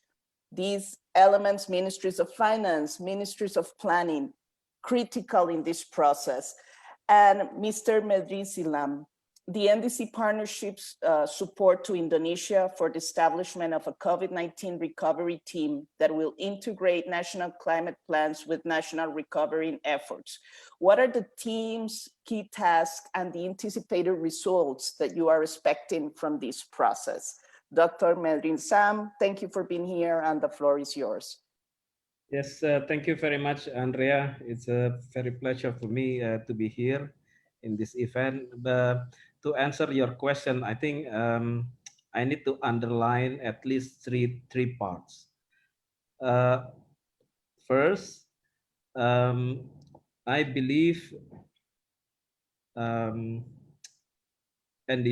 NDC targets cannot just be standalone. It has to be linked with other development target as well, and also financial target as well. So, like in the case for Indonesia, we develop what we call low carbon development initiative. This low carbon development initiatives actually try to link all development indicators, including climate indicators as well, to be the integrated part of our development plan. As for Indonesia, we have integrated this low carbon development initiative into our national medium-term development plan for 2020 to 2024. With these multidimensional shocks due to the COVID-19, we believe we still need to keep these LCDI policies on tracks in our development planning documents. Of course, by providing policy recommendations based on scientific and analytical works to show that green recovery is much better and more sustainable for Indonesia futures.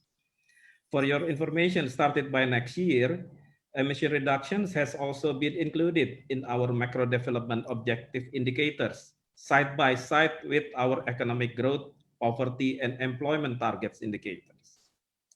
Secondly, we need to structure our current fiscal stimulus to accelerate transitions toward low carbon development path.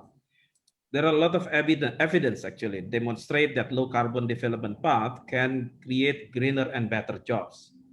If you look at probably just the latest studies made by the Garrett and Peltier, actually they shows the renewable infrastructure development can absorb full-time employment up to 5 times higher compared to fossil fuel infrastructure development. We have to bring this evidence to some of this evidence to the policymakers, so then the stimulus package can leverage green economy recovery. For example, the government can provide tax measures such as tax deferral or other tax incentives for small and medium enterprises that have core business to support low carbon development and climate actions. The government can also provide facilitative support in the form of targeted loan guarantee and feed-in tariffs, for example, to accelerate cleaner energy implementation. Maximize utilization of existing fiscal transfers with the specific low carbon indicators, such as special allocation funds to improve, in case of Indonesia, to improve the waste management at local level, as well as exploring other innovative and sustainable financing mechanisms. At national level, and Indonesia has many examples on the ground demonstrating a proper green stimulus could deliver more jobs and generate incomes. I would like to underline actually, please, when you talk about climate in the context of fiscal recovery, please address this income and jobs generating activities. So one of the examples that we have in Indonesia, this is a very simple example, is a mangrove rehabilitation in post-mining areas that shifting people jobs from mining workers to conservation and ecotourism workers. And now the initiative has attracted additional co-investment from local government and private sectors, 10 times higher than its initial investments. That's the very simple examples that we have already taken directly from the field. The third, we need to build our resilience to external shocks in the future. This pandemic has taught us one thing, that we are not resilient enough and very prone to external shocks such as disease, including climate-related disasters. In this regard, COVID-19's recovery should include as well our effort to ensure better air quality, water and sanitation, waste management, and efforts to safeguard biodiversity by investing sustainable infrastructures for renewable energy, food, water, health, and sanitation that are essential for building resilience to external shocks in the future. Build Back Better to improve resilience also can be realized by strengthening livelihoods and also securing people's income. To this end, creating a balance between nature-based solutions with poverty alleviations to avoid deforestation, applying innovation and technology to provide better solutions for food security and increase agriculture productions, and increasing resource efficiency by implementing circular economy are also on our list. To close, I would like to invite all NDC partner countries and the support unit to work hand in hand and support countries during the recovery phase of this pandemic towards a more resilient and sustainable future. Thank you very much, Andrea, for having me in these discussions. Over back to you, Andrea. Thank you so very much, Dr. Medril, for these words and for pointing out so clearly that it is also essential to draw attention to the fact that green recovery brings economic growth and brings new jobs, better jobs, and prepares all our economies for the future that we want and the future that we need. So that was very, very helpful. Thank you. I would now like to introduce our next speaker, who is Mr. Pekka Moran from Finland. He is Special Representative of the Finance Minister of Finland, and he is working closely with others in the Coalition of Finance Ministers. And I think we made clear throughout this meeting that to take the right action, we need all of government to engage, all of society, obviously. Within governments, this is not only about engaging ministries of climate or environment, but also especially about engaging ministries of finance and ministries of planning.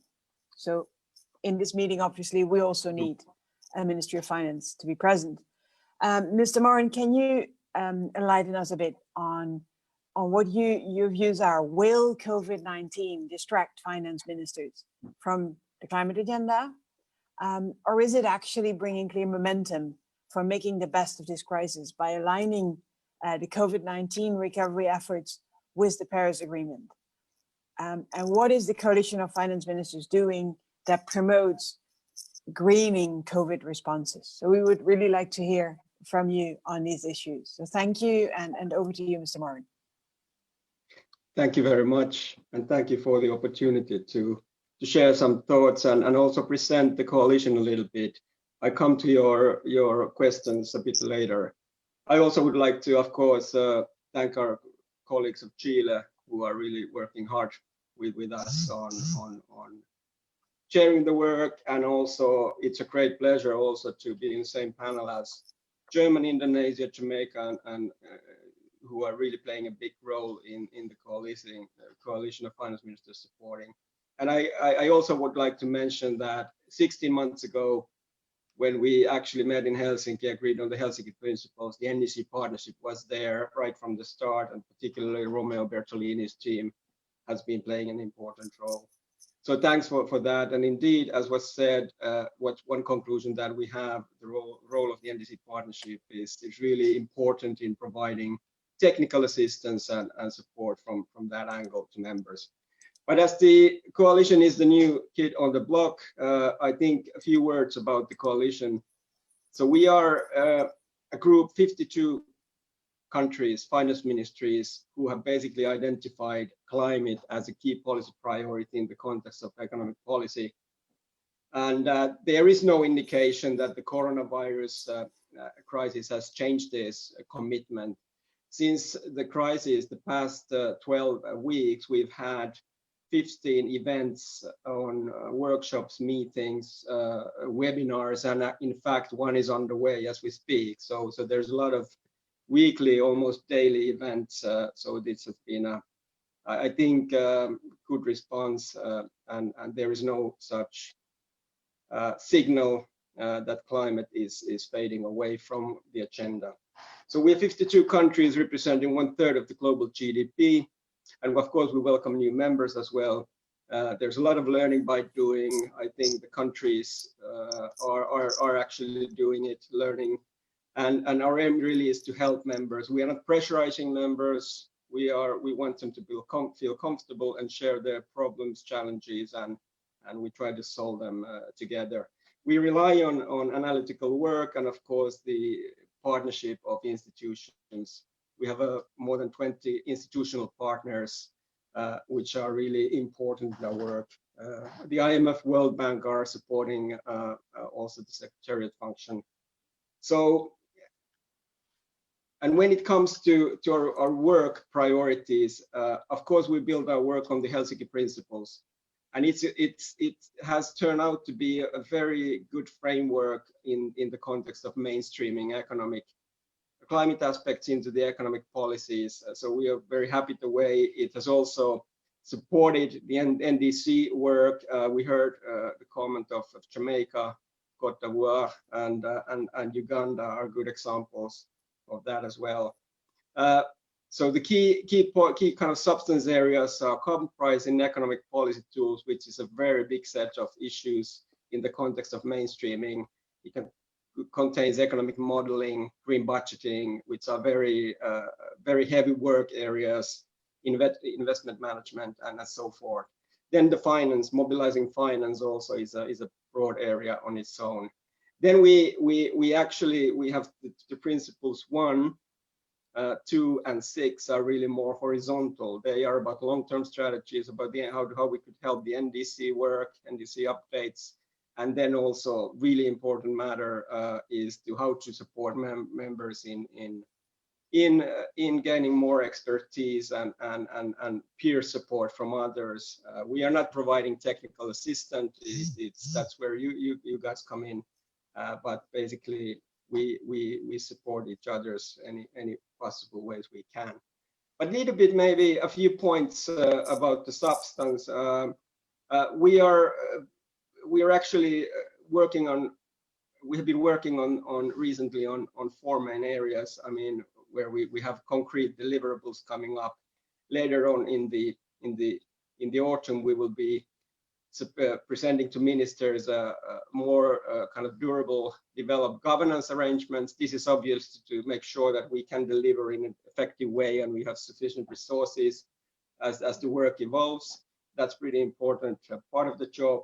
But there will be 3 reports coming up still this month, and we hope that ministers will discuss them later on in the autumn. One is about long-term strategies. We have really reviewed experiences from a group of countries about how they develop their transition plans long-term. This is an extremely difficult area, very horizontal, cross-cutting, a lot of important sort of technical challenges also. That's why we need to build up and learn from countries that have done it.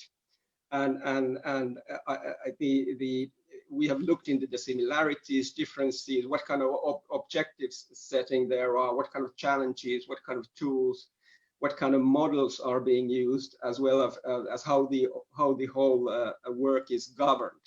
I mean, internally in the countries. This is very important point. Then specifically on Principle 6, what we have done is, and this is really where the NDC Partnership has been supporting us a lot. There's been a very good one-day event in Abidjan where we had a very comprehensive presentation of the NDC work and exchange of how the finance ministers could be involved more. And that's been now in the past couple of weeks one of the main areas of work, as really underlined by the speech of Jamaica just a few minutes ago. But the main sort of conclusions there are that really the finance ministries are developing their competencies.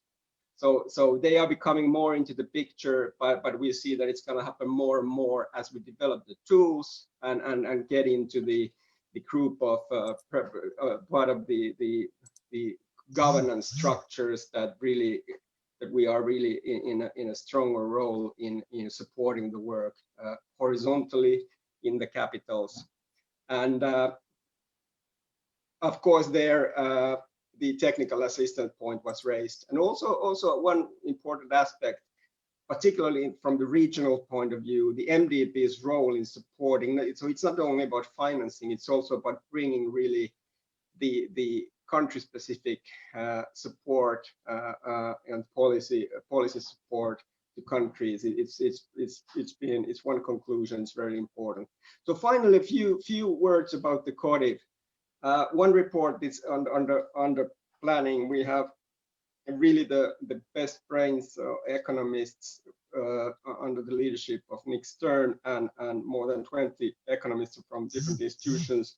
Really, they are really reviewing the whole field of Helsinki principles in the context of economic policies. So that's not going to be a policy guide or anything like that, but it's supposed to be helpful in looking into the kind of creating a map of different aspects to be taken into account in designing such policies. And of course, some countries are basically have already built their strategies, but many countries are still doing it, and there will be updates. So we see that this is kind of a work that will move on and must be continued in the coming months. But the CODIV will have implications to our work planning. That's for sure. It's going to have a substantial sort of significance when we plan our activities for the coming months. Just to end up with, just to give a couple of examples. I mean, we really need to think. We need to think how you combine the green growth, the growth and the growth into the climate change agenda. So we're talking about green growth, then we need to understand the multipliers in the economy. And that's where the group's work has been fairly helpful. And then, of course, in the new fiscal situation, we just have to think how, in that context, you will balance the public finances. We need to think about revenue flows, what kind of a really kind of a structural changes should be done there. And then finally, really try to develop tools, particularly green budgeting or macro modeling. They involve also a bit like long-term work. But I think I stop there now. I just want to thank the organizers and happy to take part in the discussion later on if there's time. Thank you very much. Thank you very much, Pekka. Thank you to the government of Finland and to the government of Chile for their leadership in this coalition of ministers of finance. And we are now hearing some specific elements, how to generate specific instruments that the ministers of finance requires and the ministers of planning as well. And it's also very important then to generate a specific information and inputs depending on each country, depending on the regions. And now we will hear more about what's the situation in Africa. And I would like to introduce now Mr. Hartson Nayambe, Head of Division, Environment, Climate Change, Water and Land Management of the African Union Commission. Mr. Hartson, and thank you very much for taking your time and for being here. Since the African Union Commission is a coordinating body for implementing climate action in Africa, how is the Commission keeping up the political momentum in this complex time of COVID-19 to ensure low carbon and resilient measures are integrated into economic recovery across member states? And also, if you can also elaborate on how can the Commission and the partnership work together to support country efforts to incorporate climate priorities in the COVID-19 response packages. Mr. Nayambe, the floor is yours. Thank you, Madam Moderator. As you may be aware, Africa is quite vulnerable to the impact of climate change.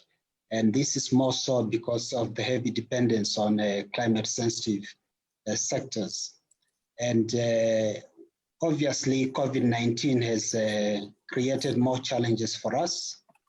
Challenges in the sense that the resources that were being spent actually on climate change adaptation now have been diverted to health issues. For example, it's documented that Africa spends about 2% of her GDP on climate change adaptation.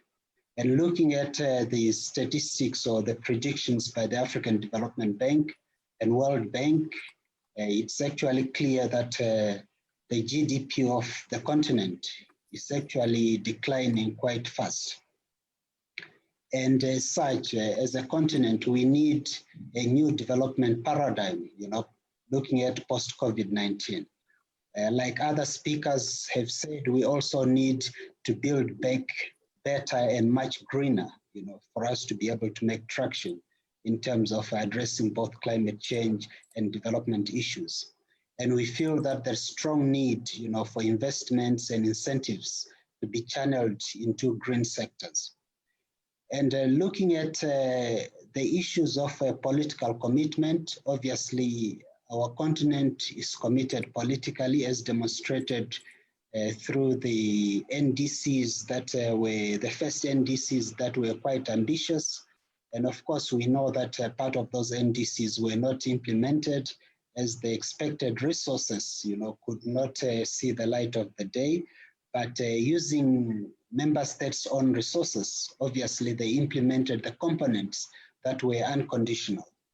But on the issue of addressing COVID-19 and building back better, you'll be glad to know that the African Ministerial Conference on Environment have actually came up with the African Green Stimulus Program, which is aimed at channeling or making sure that as we build back better after COVID-19, we ensure that a green approach takes precedence. And in so doing, obviously, we are going to be working with a number of partners. We have decided to make sure that our approach actually takes into consideration regional and global solidarity as well as multilateralism. But on top of that, we have also adopted a multi-sectoral approach whereby all the sectors, are able to contribute the best of their part, to this recovery plan.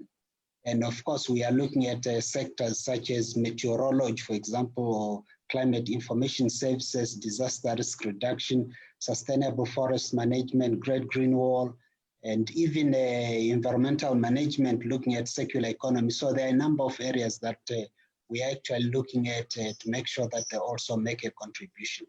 But in terms of working with the NDC Partnership, would want them actually to continue to work with us in terms of supporting policy and advocacy for African member states, as well as regional economic communities, as regional economic communities are the building blocks of the African Union. And we are also interested to continue collaborating with the NDC Partnership in terms of capacity building. We have already started working with them last year, for instance, in offering training, for climate finance access as well as green financing. And we hope that we could also work together in terms of resource mobilization to be able to provide the necessary support to member states so that they can be able to implement their NDCs. I thank you. Thank you so much, Mr. Nyame. That was very enlightening, I think. I know that in spite of all our efforts, we are a little bit behind on time. So I would just like to quickly pass the floor to our colleague from the World Bank, Ms. Bernice van Bronckhorst, who is there, the Global Director for Climate Change. And Bernice, we know you and the World Bank have been working with the NDC Partnership, well, since the very beginning, I think. And you've been supporting the design and implementation of investment plans within the framework of the NDC Partnership in several countries. And we are wondering what steps is the World Bank taking now to integrate these plans into COVID-19 support plans. So with that, Bernice, over to you. Thank you.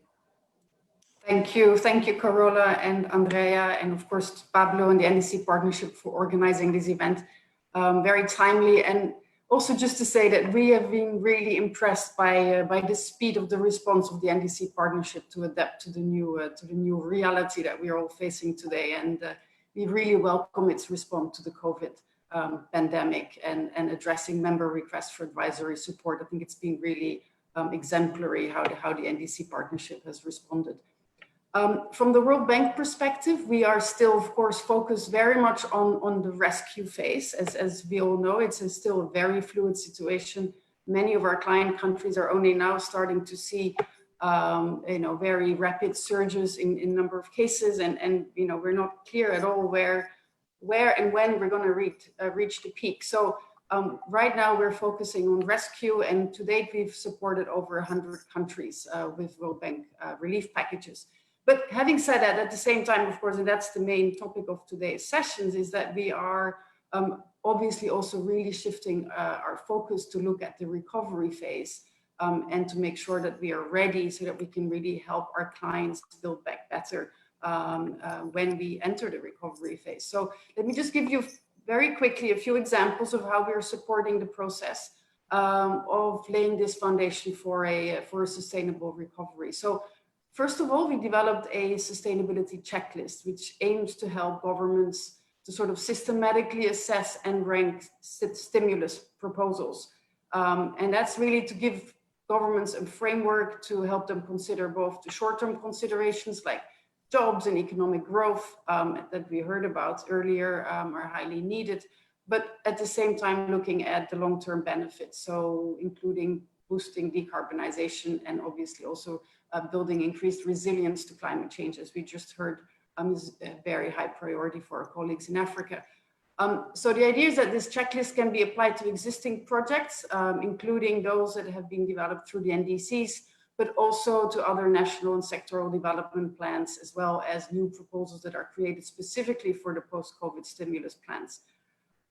Secondly, we are adjusting our existing work plans to help clients identify short and long-term actions to support green recovery.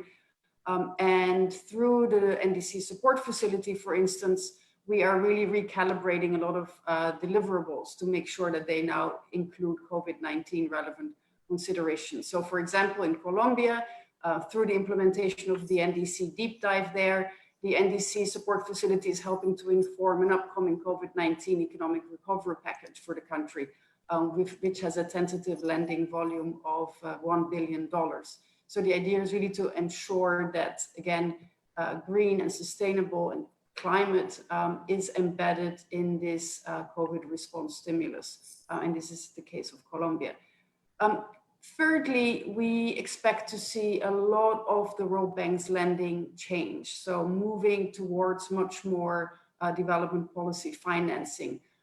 We are seeing a shift. Obviously, our clients are, many of them are asking for budget support operations.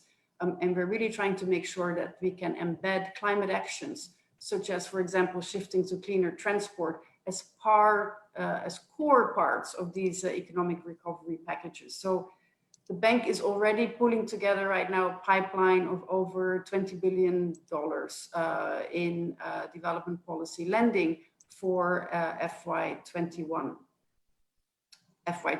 Sorry, that's basically starting on July 1st, and that's all of our fiscal year until the next July. So these packages, this development policy lending offers really a clear opportunity to ensure that countries' long-term strategies and investment plans support sustainable economic growth and climate action. So as Ingrid had already announced earlier, we're also really, really happy to be able to announce that the NDC support facility with the generous support of Germany has BMZ will be launching this COVID-19 green response and recovery support window, which really should help drive this forward. So the idea is that the support window will provide $6 million to teams to further integrate climate actions into the preparation of the bank's COVID-19 response and recovery DPFs. And as Ingrid mentioned earlier, this is very much geared at a just-in-time, very quick dispersing window that will help offer advisory services to clients, to ministries of finance, providing targeted technical assistance and capacity building to include climate in country recovery strategies and stimulus investment plans. So lastly, I just want to mention that, of course, our support won't stop there. We're looking to scale up our efforts going forward, integrating green recovery with NDC support. We have a new umbrella trust fund that we're putting together, the Climate Support Facility, which is also going to be operational in the next fiscal year. And really lastly to say that, as many other speakers have of course mentioned already, we know that we have a once in a generation chance ahead of us to help countries build back better. It's an opportunity, but it's also really probably our last chance in the next, since we need to get this right in the next decade. And given the enormous amount of stimulus funding that is being planned right now, we really do not have the luxury to push this forward any longer. And we need to get this right in the next few months. So we really cannot afford to miss this. So thank you for organizing this again. Thank you for inviting us, and we're really pleased and proud to be part of this initiative and look forward to keep working with you on all of this. So thank you again. Thanks, Carola. Thank you, Bernice, and thank you for continuing. As you have noticed, and MDVs are critical in this stage, as you were mentioning, this area of all the big support and the resources that we are now mobilizing. And now I would like to give the floor to another MDV and to Mr. Graham Watkins from the Climate Change Division Chief of the Inter-American Development Bank. And we've been listening to this global landscape, and now we would like to hear from this more regional perspective of IDV, How is the Inter-American Development Bank working to contextualize global recommendations to meet a specific regional and national needs? And I would really appreciate if we can be very specific to try to move to the end of the event because we're running out of time. Thank you, Graham. The floor is yours. Thank you so much, and I'll try and be as quick as possible. I think one of the first things I'd say is that instead of talking about green recovery, we're actually talking about sustainable recovery for Latin America to try and incorporate that human side, which is critical. I also think if you're talking about Latin America, we need to be talking about cities, we need to be talking about inequality, we need to be talking about resilience and biodiversity. And so those elements cascade into the kinds of responses we're looking at. What I'll do really quickly is go through what the goals of such a recovery might look like, what the main kinds of investments are, and how do you enable it, which is absolutely critical for the long term. And then what does that actually mean for us in reality? What's the opportunity? There are some caveats, they've already been mentioned. We need to be super pragmatic. To be honest, I just looked this weekend at what was happening in Latin America. Almost every country is still going up. It's still peaking. It's still a huge challenge. We're also facing probably the biggest economic loss ever, 9% estimated, or over 9% estimated by the IMF. We've estimated 17 million in formal jobs and 23 million informal jobs could be lost.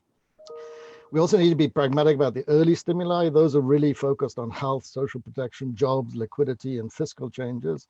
And for lack, there's already a lot of money flowing in. We've put in about 22 billion. The IMF's putting in about 50 billion, amongst others. So it's already, money is already moving, but more for emergency rescue. But the opportunity is in the recovery. And it is, as everyone has said, a once in a lifetime opportunity. There's a window though. The time between plans and peak is probably 3 to 6 months, at the most 6 months. So we need to move very quickly. And we also are facing two extremes because you could go in one direction, you could get a rebound of fossil fuels through bailouts, which are not conditional, and through the low oil prices. And on the other hand, you could get a strong green stimulus, which could take us all the way down to the 1.5 targets. Right now, we're not aimed at either 2 degrees or 1.5 degrees. So first, what kinds of goals should these kinds of plans be looking at? What health, social protection, jobs and liquidity is going to continue through the whole process. But the additional things are looking at driving economic growth, economic linkages, and then the long-term benefits are key. There's ones like resilience, looking at mitigation, looking at pollution and biodiversity, trying to tie those in and lock them into the long term. What kinds of things have we been looking at in terms of components? A lot of social resilience investments, improving health systems, improving social protection through cash transfer systems, education and retraining, the idea of moving people towards greener jobs over time. Housing and building retrofits was mentioned earlier on as well, as key for providing housing that's efficient and cheaper for people. The second block would be infrastructure services for ensuring resilience in cities. We've already talked about the fact that you get greater employment from renewables and electromobility, and they're both becoming financially practical, so the transitions are already beginning. But you also need to support water and sanitation, circular economy, basically to provide a base for health, emissions, and long-term resilience. The third area, which hasn't been mentioned much so far, is digital communications, to be able to increase access to things like telehealth, teleeducation, and e-government, with its additional contribution to mitigation. We also need a more resilient living world. We need to look at food security, supply chains. There are massive concerns about that in Latin America. Natural capital and nature-based solutions offer super opportunities for delivering resilience and mitigation results, but also for jobs. And we also now need to begin looking at that urban-rural nexus because people are migrating back out of cities in Latin America. Enablers, this is kind of key because you could do all of those things, but it won't stick. It won't stay in the system. The enablers are really the policy and financial systems changes that have to occur as well. This is really the role of the ministries of finance and planning. There's a planning role for the ministries, how they connect the long-term strategies and NDCs into the planning. But they also need to increase fiscal efficiencies, deal with evasion, dealing spending efficiency, looking at the incentive systems. They also need to decrease expenses. And one of those ways is to reduce fossil fuel subsidies. They also could increase income by looking at green taxes, carbon pricing is already being discussed, but also emissions trading systems potentially. The financial systems also need to change. And this is really where the central banks, the regulators, and the supervisors come in. You have to increase the stability in the financial system. Right now, it's super risky. And this is all about the TCFD and the managing of the climate risks in the systems. The financial system is also the basis for bringing in finance. So green bonds, resilience bonds, other kinds of bonds can come in through the financial system as well. And this is one of the bases for the EU recovery.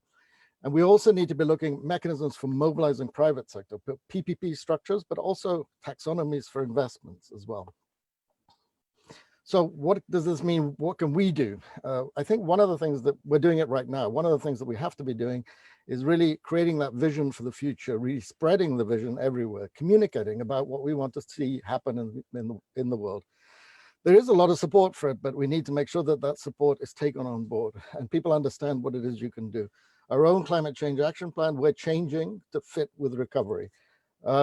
This kind of communication is great, but we also need to be mainstreaming all of our actions across the whole of our IDB group, particularly in the countries.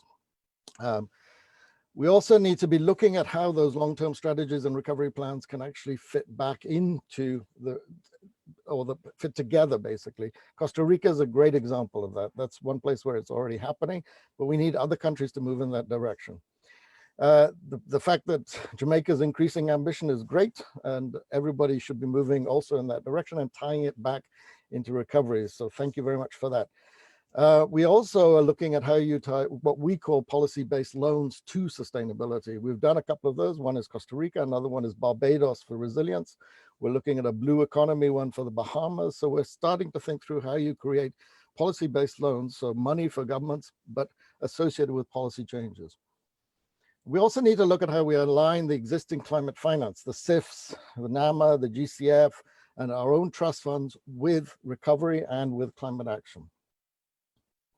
So in summary, look, and I've tried to do this really quickly, the pandemic's a massive risk. We know it's going to be a huge problem, but it's also an enormous opportunity. The ideas and concepts are out there. You can land them in Latin America. The instruments are already in place. Costa Rica, again, I repeat, it's a great example. We also have a program called NDC Invest, which is now working with about 250 different initiatives on planning, accelerating pipelines, financing, and innovating across Latin America. All of those things critical for sustainable recovery. We have a couple of publications you might want to look at. One is Getting to Net Zero Emissions, which is basically a blueprint for how you do this. And the second one that will come out at the end of July is one on jobs and decarbonization. So what actually are the job implications over time for, in essence, for recovery associated with decarbonization? And ultimately, thank you very much for the opportunity again. I think everyone has to work together on this to move forward. I think it's possible. I think we can do it. But we need to start really moving the agenda forward today and now. Thank you. Thank you so much, Mr. Watkins. Wow, that's a lot of work ahead. I'm sure we will master it, but it really requires us to work together to the best of our abilities to make this happen and to make this happen in time, I think. But thank you for setting it all out so very clearly and to also pointing at the good examples available in your part of the world. Now quickly to our last speaker today, which is Dr. Campbell Landrum from WHO, Head of Climate Change and Health Unit.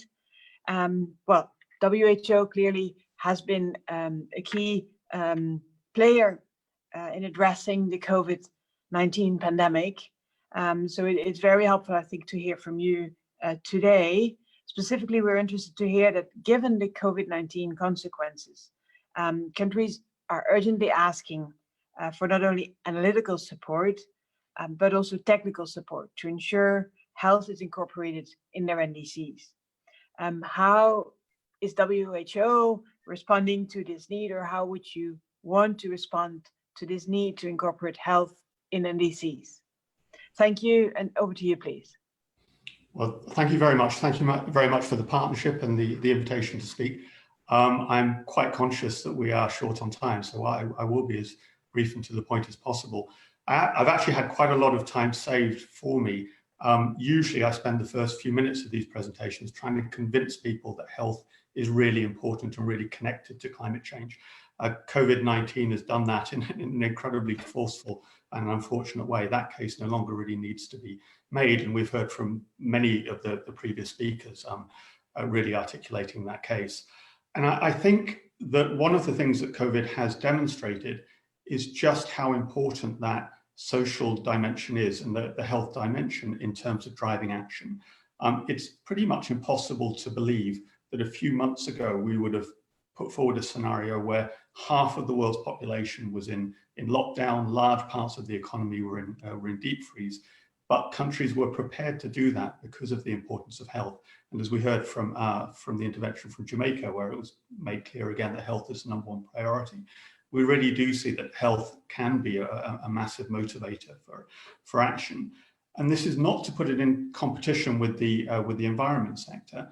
One of the things, I'll just give 3 main priorities, 3 things that we're doing to support the response and also the connection to climate action. The first is getting the narrative right for the recovery. As WHO, people expect to hear from us about how we actually deal with the pandemic. And that's sort of a third of what WHO does as emergency response. They also expect to hear from us about what are you going to do to protect health systems in general? How are you going to reinforce health systems? That's the second of our 3 pillars. And then the third is how do you stop people getting ill in the first place?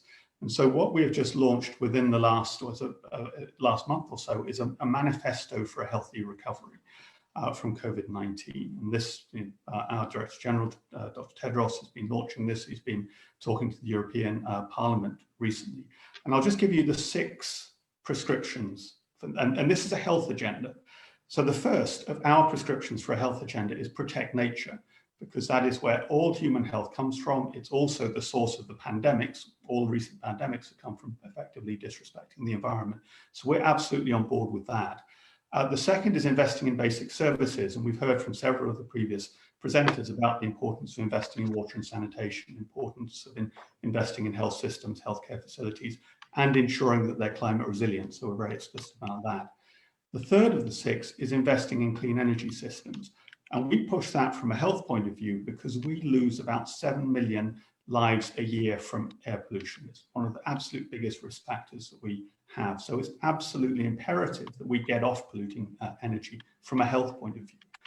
The fourth is invest in sustainable food systems, because we still have the big burden of undernutrition, but we now have a massive burden of overweight and obesity and all the deaths, disease and strains on health systems that come from that. And we all know that food systems are also a massive contributor to greenhouse gas emissions as well. The fifth of our 6 is invest in livable cities. And there we talk about green transport, we talk about public transport, we talk about wise urban planning. And the final one is stop subsidizing pollution. And so we've already heard the figures, we've heard the last speaker talk about the importance of phasing out fossil fuel subsidies, particularly at a time when national budgets will be very stressed. The last thing you do is throw taxpayers' money at polluting industry. So we hear about the $400 billion a year that goes into subsidizing pollution. But we also hear from the IMF that the actual uncosted externalities of polluting energy systems is about $5 trillion a year. And about half of that is the unpaid bill of air pollution. So those 6 prescriptions, hopefully most of the people on this call are more from the environmental side. We sell that as a health agenda, but hopefully you can see that's almost entirely an environmental agenda as well. So we also talk about this. Our main plan for recovery from COVID is for a healthy and green recovery. And those of you as well who are familiar with the priorities of the UK COP presidency will see there is an almost perfect alignment between what we're saying and the way that they're structuring their response for COP26. So that's the first thing that we do, is to get the narrative right. And I think from the other presentations I've heard, we're on really good alignment with other partners. The second is to respond to the immediate needs of countries. And in most cases on the health side, most of the needs expressed to us are on adaptation. So we have about 2/3 of NDCs, the NDCs that have been submitted now, including the previous round, the INDCs, cite health as an important component of the NDC. And most of it is around ensuring that people's health is protected from from climate risks. And many of the things that we need to do are about resilient health systems, and many of these are the same things we need to do to ensure that we're resilient to the next pandemic. So improved disease surveillance systems, improved resilience in all terms of health systems and healthcare facilities and so on. So we're very happy to be working with the NDC Partnership in responding to the calls that are coming through the NDC mechanism for support on planning health adaptation to climate change. And as you've mentioned, that's not only technical guidance, but it's direct technical support. And we've spent about 20 years working on this now, including with support from the GEF, is actually some of the biggest grants in this area. So we have a pretty good game plan for how we can support countries in responding to the health risks from climate change. But the third one, the final one, I think is actually the most important one, and that's looking to the future. When we look at the NDCs, the ones that have been submitted so far, we see that only one or two of them actually assess the health gains that will come from the mitigation policies and the NDC policies. And yet we also know the evidence is that the health gains that come from meeting the Paris Agreement only through improved air quality. If you put a value on those, they're about twice as big as the cost of mitigation. So there's a massive health gain, a really valuable health gain, and a health gain that has real resonance for people if you talk about putting into place these measures, not only to save the climate, but also to protect health now. And these gains are short-term, they're also local. One of the other big advantages they have, they're also backed by a really big trusted community. So we've just been involved with other partners in an initiative through which 40 million, or organizations representing 40 million health professionals, wrote to the heads of the G20 to ask them to stimulate a healthy and green recovery. It's about half of all health professionals in the world. And if you want people to trust what you're saying, you can get a scientist or an economist to do it. That's pretty good.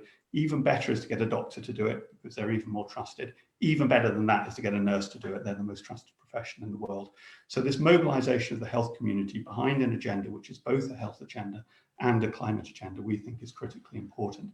So I'll just say a couple of words on specifically what we're doing, specifically on the mitigation side. And so with support of the Wellcome Trust, which is giving us some backing on this, we put out a call for expressions of interest for any country that would like our technical guidance and support in assessing the health gains that will come from their NDCs. And so we're working with Colombia on the interactions with air pollution, with Pakistan on fossil fuel subsidy reform, carbon pricing. We're working with Benin, other African countries on household energy.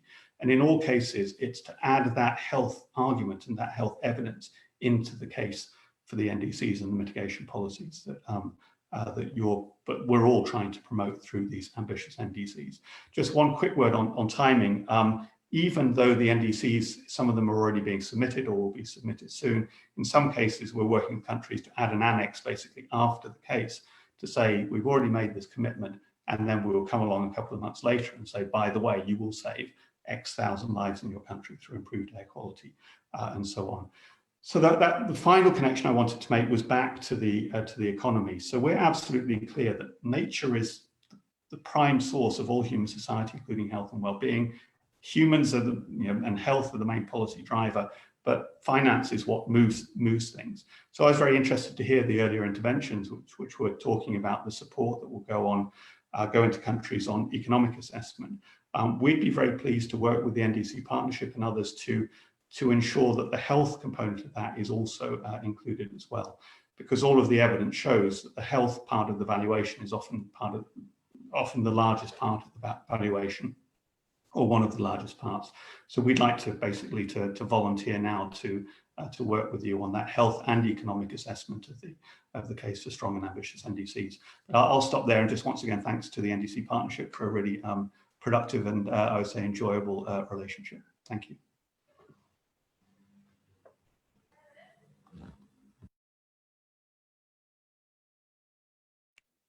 Thank you very much, Dr. Campbell-Landrum. I think there was a great way to close our webinar, and you caught me just thinking all the time, like, we should have done all this and thought about all this earlier. But I think what we should now do is to fully take all this into account with all the next steps we take. I would like the to pass the floor to His Excellency, Mr. Carlos Rodriguez, Minister from Costa Rica, to close this webinar. Please, Mr. Minister, the floor is yours. Thank you, Carola. Thank you very much. I want to say that I really enjoyed this second segment of our event. Great presentations by the different panelists. I learned a lot on two areas. One is the fact that we are putting data in the right political context, and this is critical in this moment. Being able to generate, particularly the cost-benefit relationship of implementing and reviewing our NDCs in the context of the stimulus plan is key to this process. And what Pekka shared with all of us in terms of the full engagement of the finance ministers is fabulous. That process began before the COVID crisis, and now more than ever, we need to be able to let them understand that there's a cost efficiency relationship to continue our strong engagement on climate, on high aspiration on our climate targets. That the return on the climate investment will be high, not just in resilience, but in terms of human well-being. I was very much impressed as well with the speakers from multilateral agencies and on how they see their role in this context. That is fabulous. And as well, I feel very good to see countries giving us the political leadership in this context. UNAMAI told us what they are thinking and working in Jamaica, one of the countries more threatened by climate change. And again, we got a couple of very interesting challenges in front of us. One is being able to balance the investment in mitigation and climate adaptation. Second, being able to strongly mobilize resources on mitigation from industrialized developed countries into the broader scheme of other nations. As you know, probably 70 to 80% of the resources that has been annually invested in climate mitigation is done on the transportation and energy sector in industrialized nations, and we need to be able to generate a balance out of that. And my second point is I feel as a co-chair of the partnership, I feel extremely happy that we are all on the same page in terms of the political narrative from our partnership to the wider community. This is a very concrete but strategic goal, and I think that we have done substantive progress in this respect. So to the countries and the institutions that are part of our partnership, I want to thank you for this leadership. This is your partnership, and we should draw determination on how we can come together in face of this very challenging period. Thank you, Carola, for the space. Thank you all for the great event today.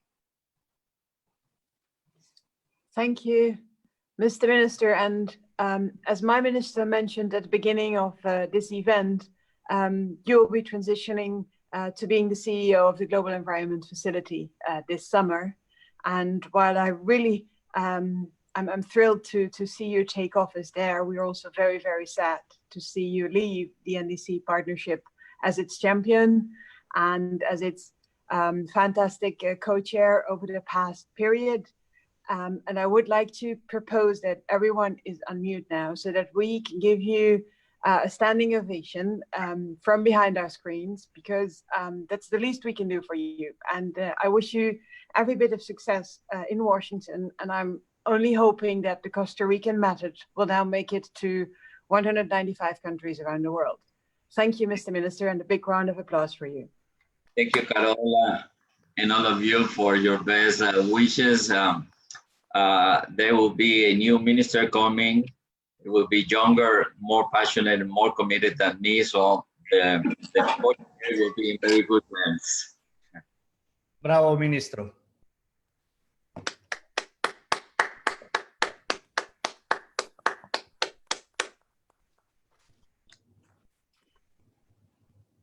Well, thank you all for joining us today. It was a wonderful event. We went a little bit long, but we appreciate all of you staying until the end.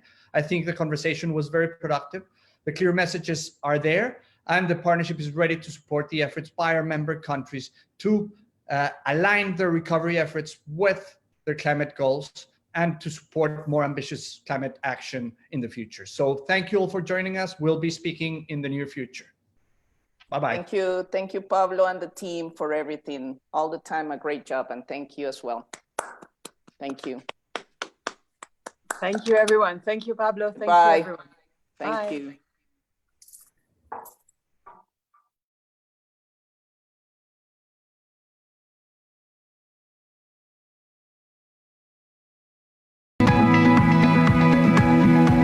COVID-19 has become everyone's #1 priority. The threat is that the public health measures, the emergency rescue package, push everything else to the side. There won't be money for climate action.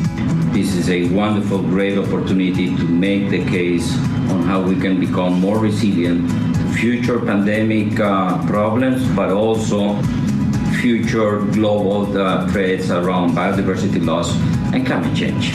In this exercise, it is essential to avoid a carbon-intensive recovery that would store up problems and create more disruptions and inequalities. Panamá reconoce la crisis climática como una amenaza existencial y apuesta a una recuperación post-pandemia cimentada en la sostenibilidad, inclusión y resiliencia climática. We believe that the economic and financial recovery from COVID-19 has to be designed in a transformational way. A truly green recovery must be at the center of our work. We are all aware that due to the corona pandemic, we are not able, unfortunately, to meet in UK, in Glasgow, for the COP this year. But still, there is a need to use the year 2020 to be serious about what we have agreed in Paris. The decisions we make as world leaders in the next few months will shape our planet's future. We can take the resources towards recovery to spark a global transformation towards a green and resilient future, or lock ourselves into carbon dependency and climate crisis. We share the conviction that as the world recovers from the COVID crisis, it must do so in a manner that strengthens its response to that other immediate threat, climate change. Nuestras nuevas políticas deben estar alineadas con los objetivos de desarrollo sostenible, el Acuerdo de París, y por eso desde el Departamento Nacional de Planeación, el Ministerio de Hacienda, el Ministerio de Ambiente, con el apoyo de NDC Partnership, estaremos trabajando muy articuladamente para una recuperación sostenible alineada con nuestros compromisos y con nuestros NDCs. NDC Partnership has been a very important vehicle for exchange of knowledge, practices not only among different development institutions, but more importantly about the different countries to learn about each other. The government intends to continue as we develop new systems, new economic activity, is to ensure that we are building in from the ground up those climate responses and those developmental goals for climate resiliency. I'm here to say we fully support NDC Partnership on New Development Reality. NDCs, just an acronym, and very few people actually know what it means. Yet, this acronym makes or breaks a future, globally and in the Mediterranean. The UNDP NDC Support Program, Climate Promise, and the NDC Partnership all evaluated the impact of the COVID-19 on implementing the NDC in Nigeria and taking contingency plans to ensure that the current NDC revision produce a much more climate-resilient framework for Nigeria and ensure concrete climate-proofing mechanisms. While the world is battling with COVID-19, climate change remains the global threat to our planet and to our survival. The COVID-19 pandemic has highlighted so many key vulnerabilities of our economies and societies, including the supply chains. The NDCs are clearly at the heart of our response to climate change. So let's apply the lessons we're learning from our response to COVID-19 to make NDCs reflect the new reality to build back a better, a resilient and sustainable world. We believe that the private sector has a role to play, and we strongly support the NDC Partnership's commitment to putting climate action at the heart of economic recovery efforts. The NDC Partnership is in a unique position to share experiences and assist developing countries towards this end. Spain is ready and more committed than ever to work together to ensure climate ambition is a key pillar for our recovery processes. I want to congratulate and thank the NDC Partnership and especially the team around Pablo for all the work you have doing during the last years. So let's work together hand in hand in the partnership and with countries to make the NDCs a truly vehicle for change, to deliver multiple benefits for countries, for the planet, and for people. We've learned that creating partnerships of all of those with a stake in decisions leads to the best decision making, especially when resources are squeezed as they are now. That's why we are proud and determined to be a strong member of the NDC Partnership as we help to build a better future.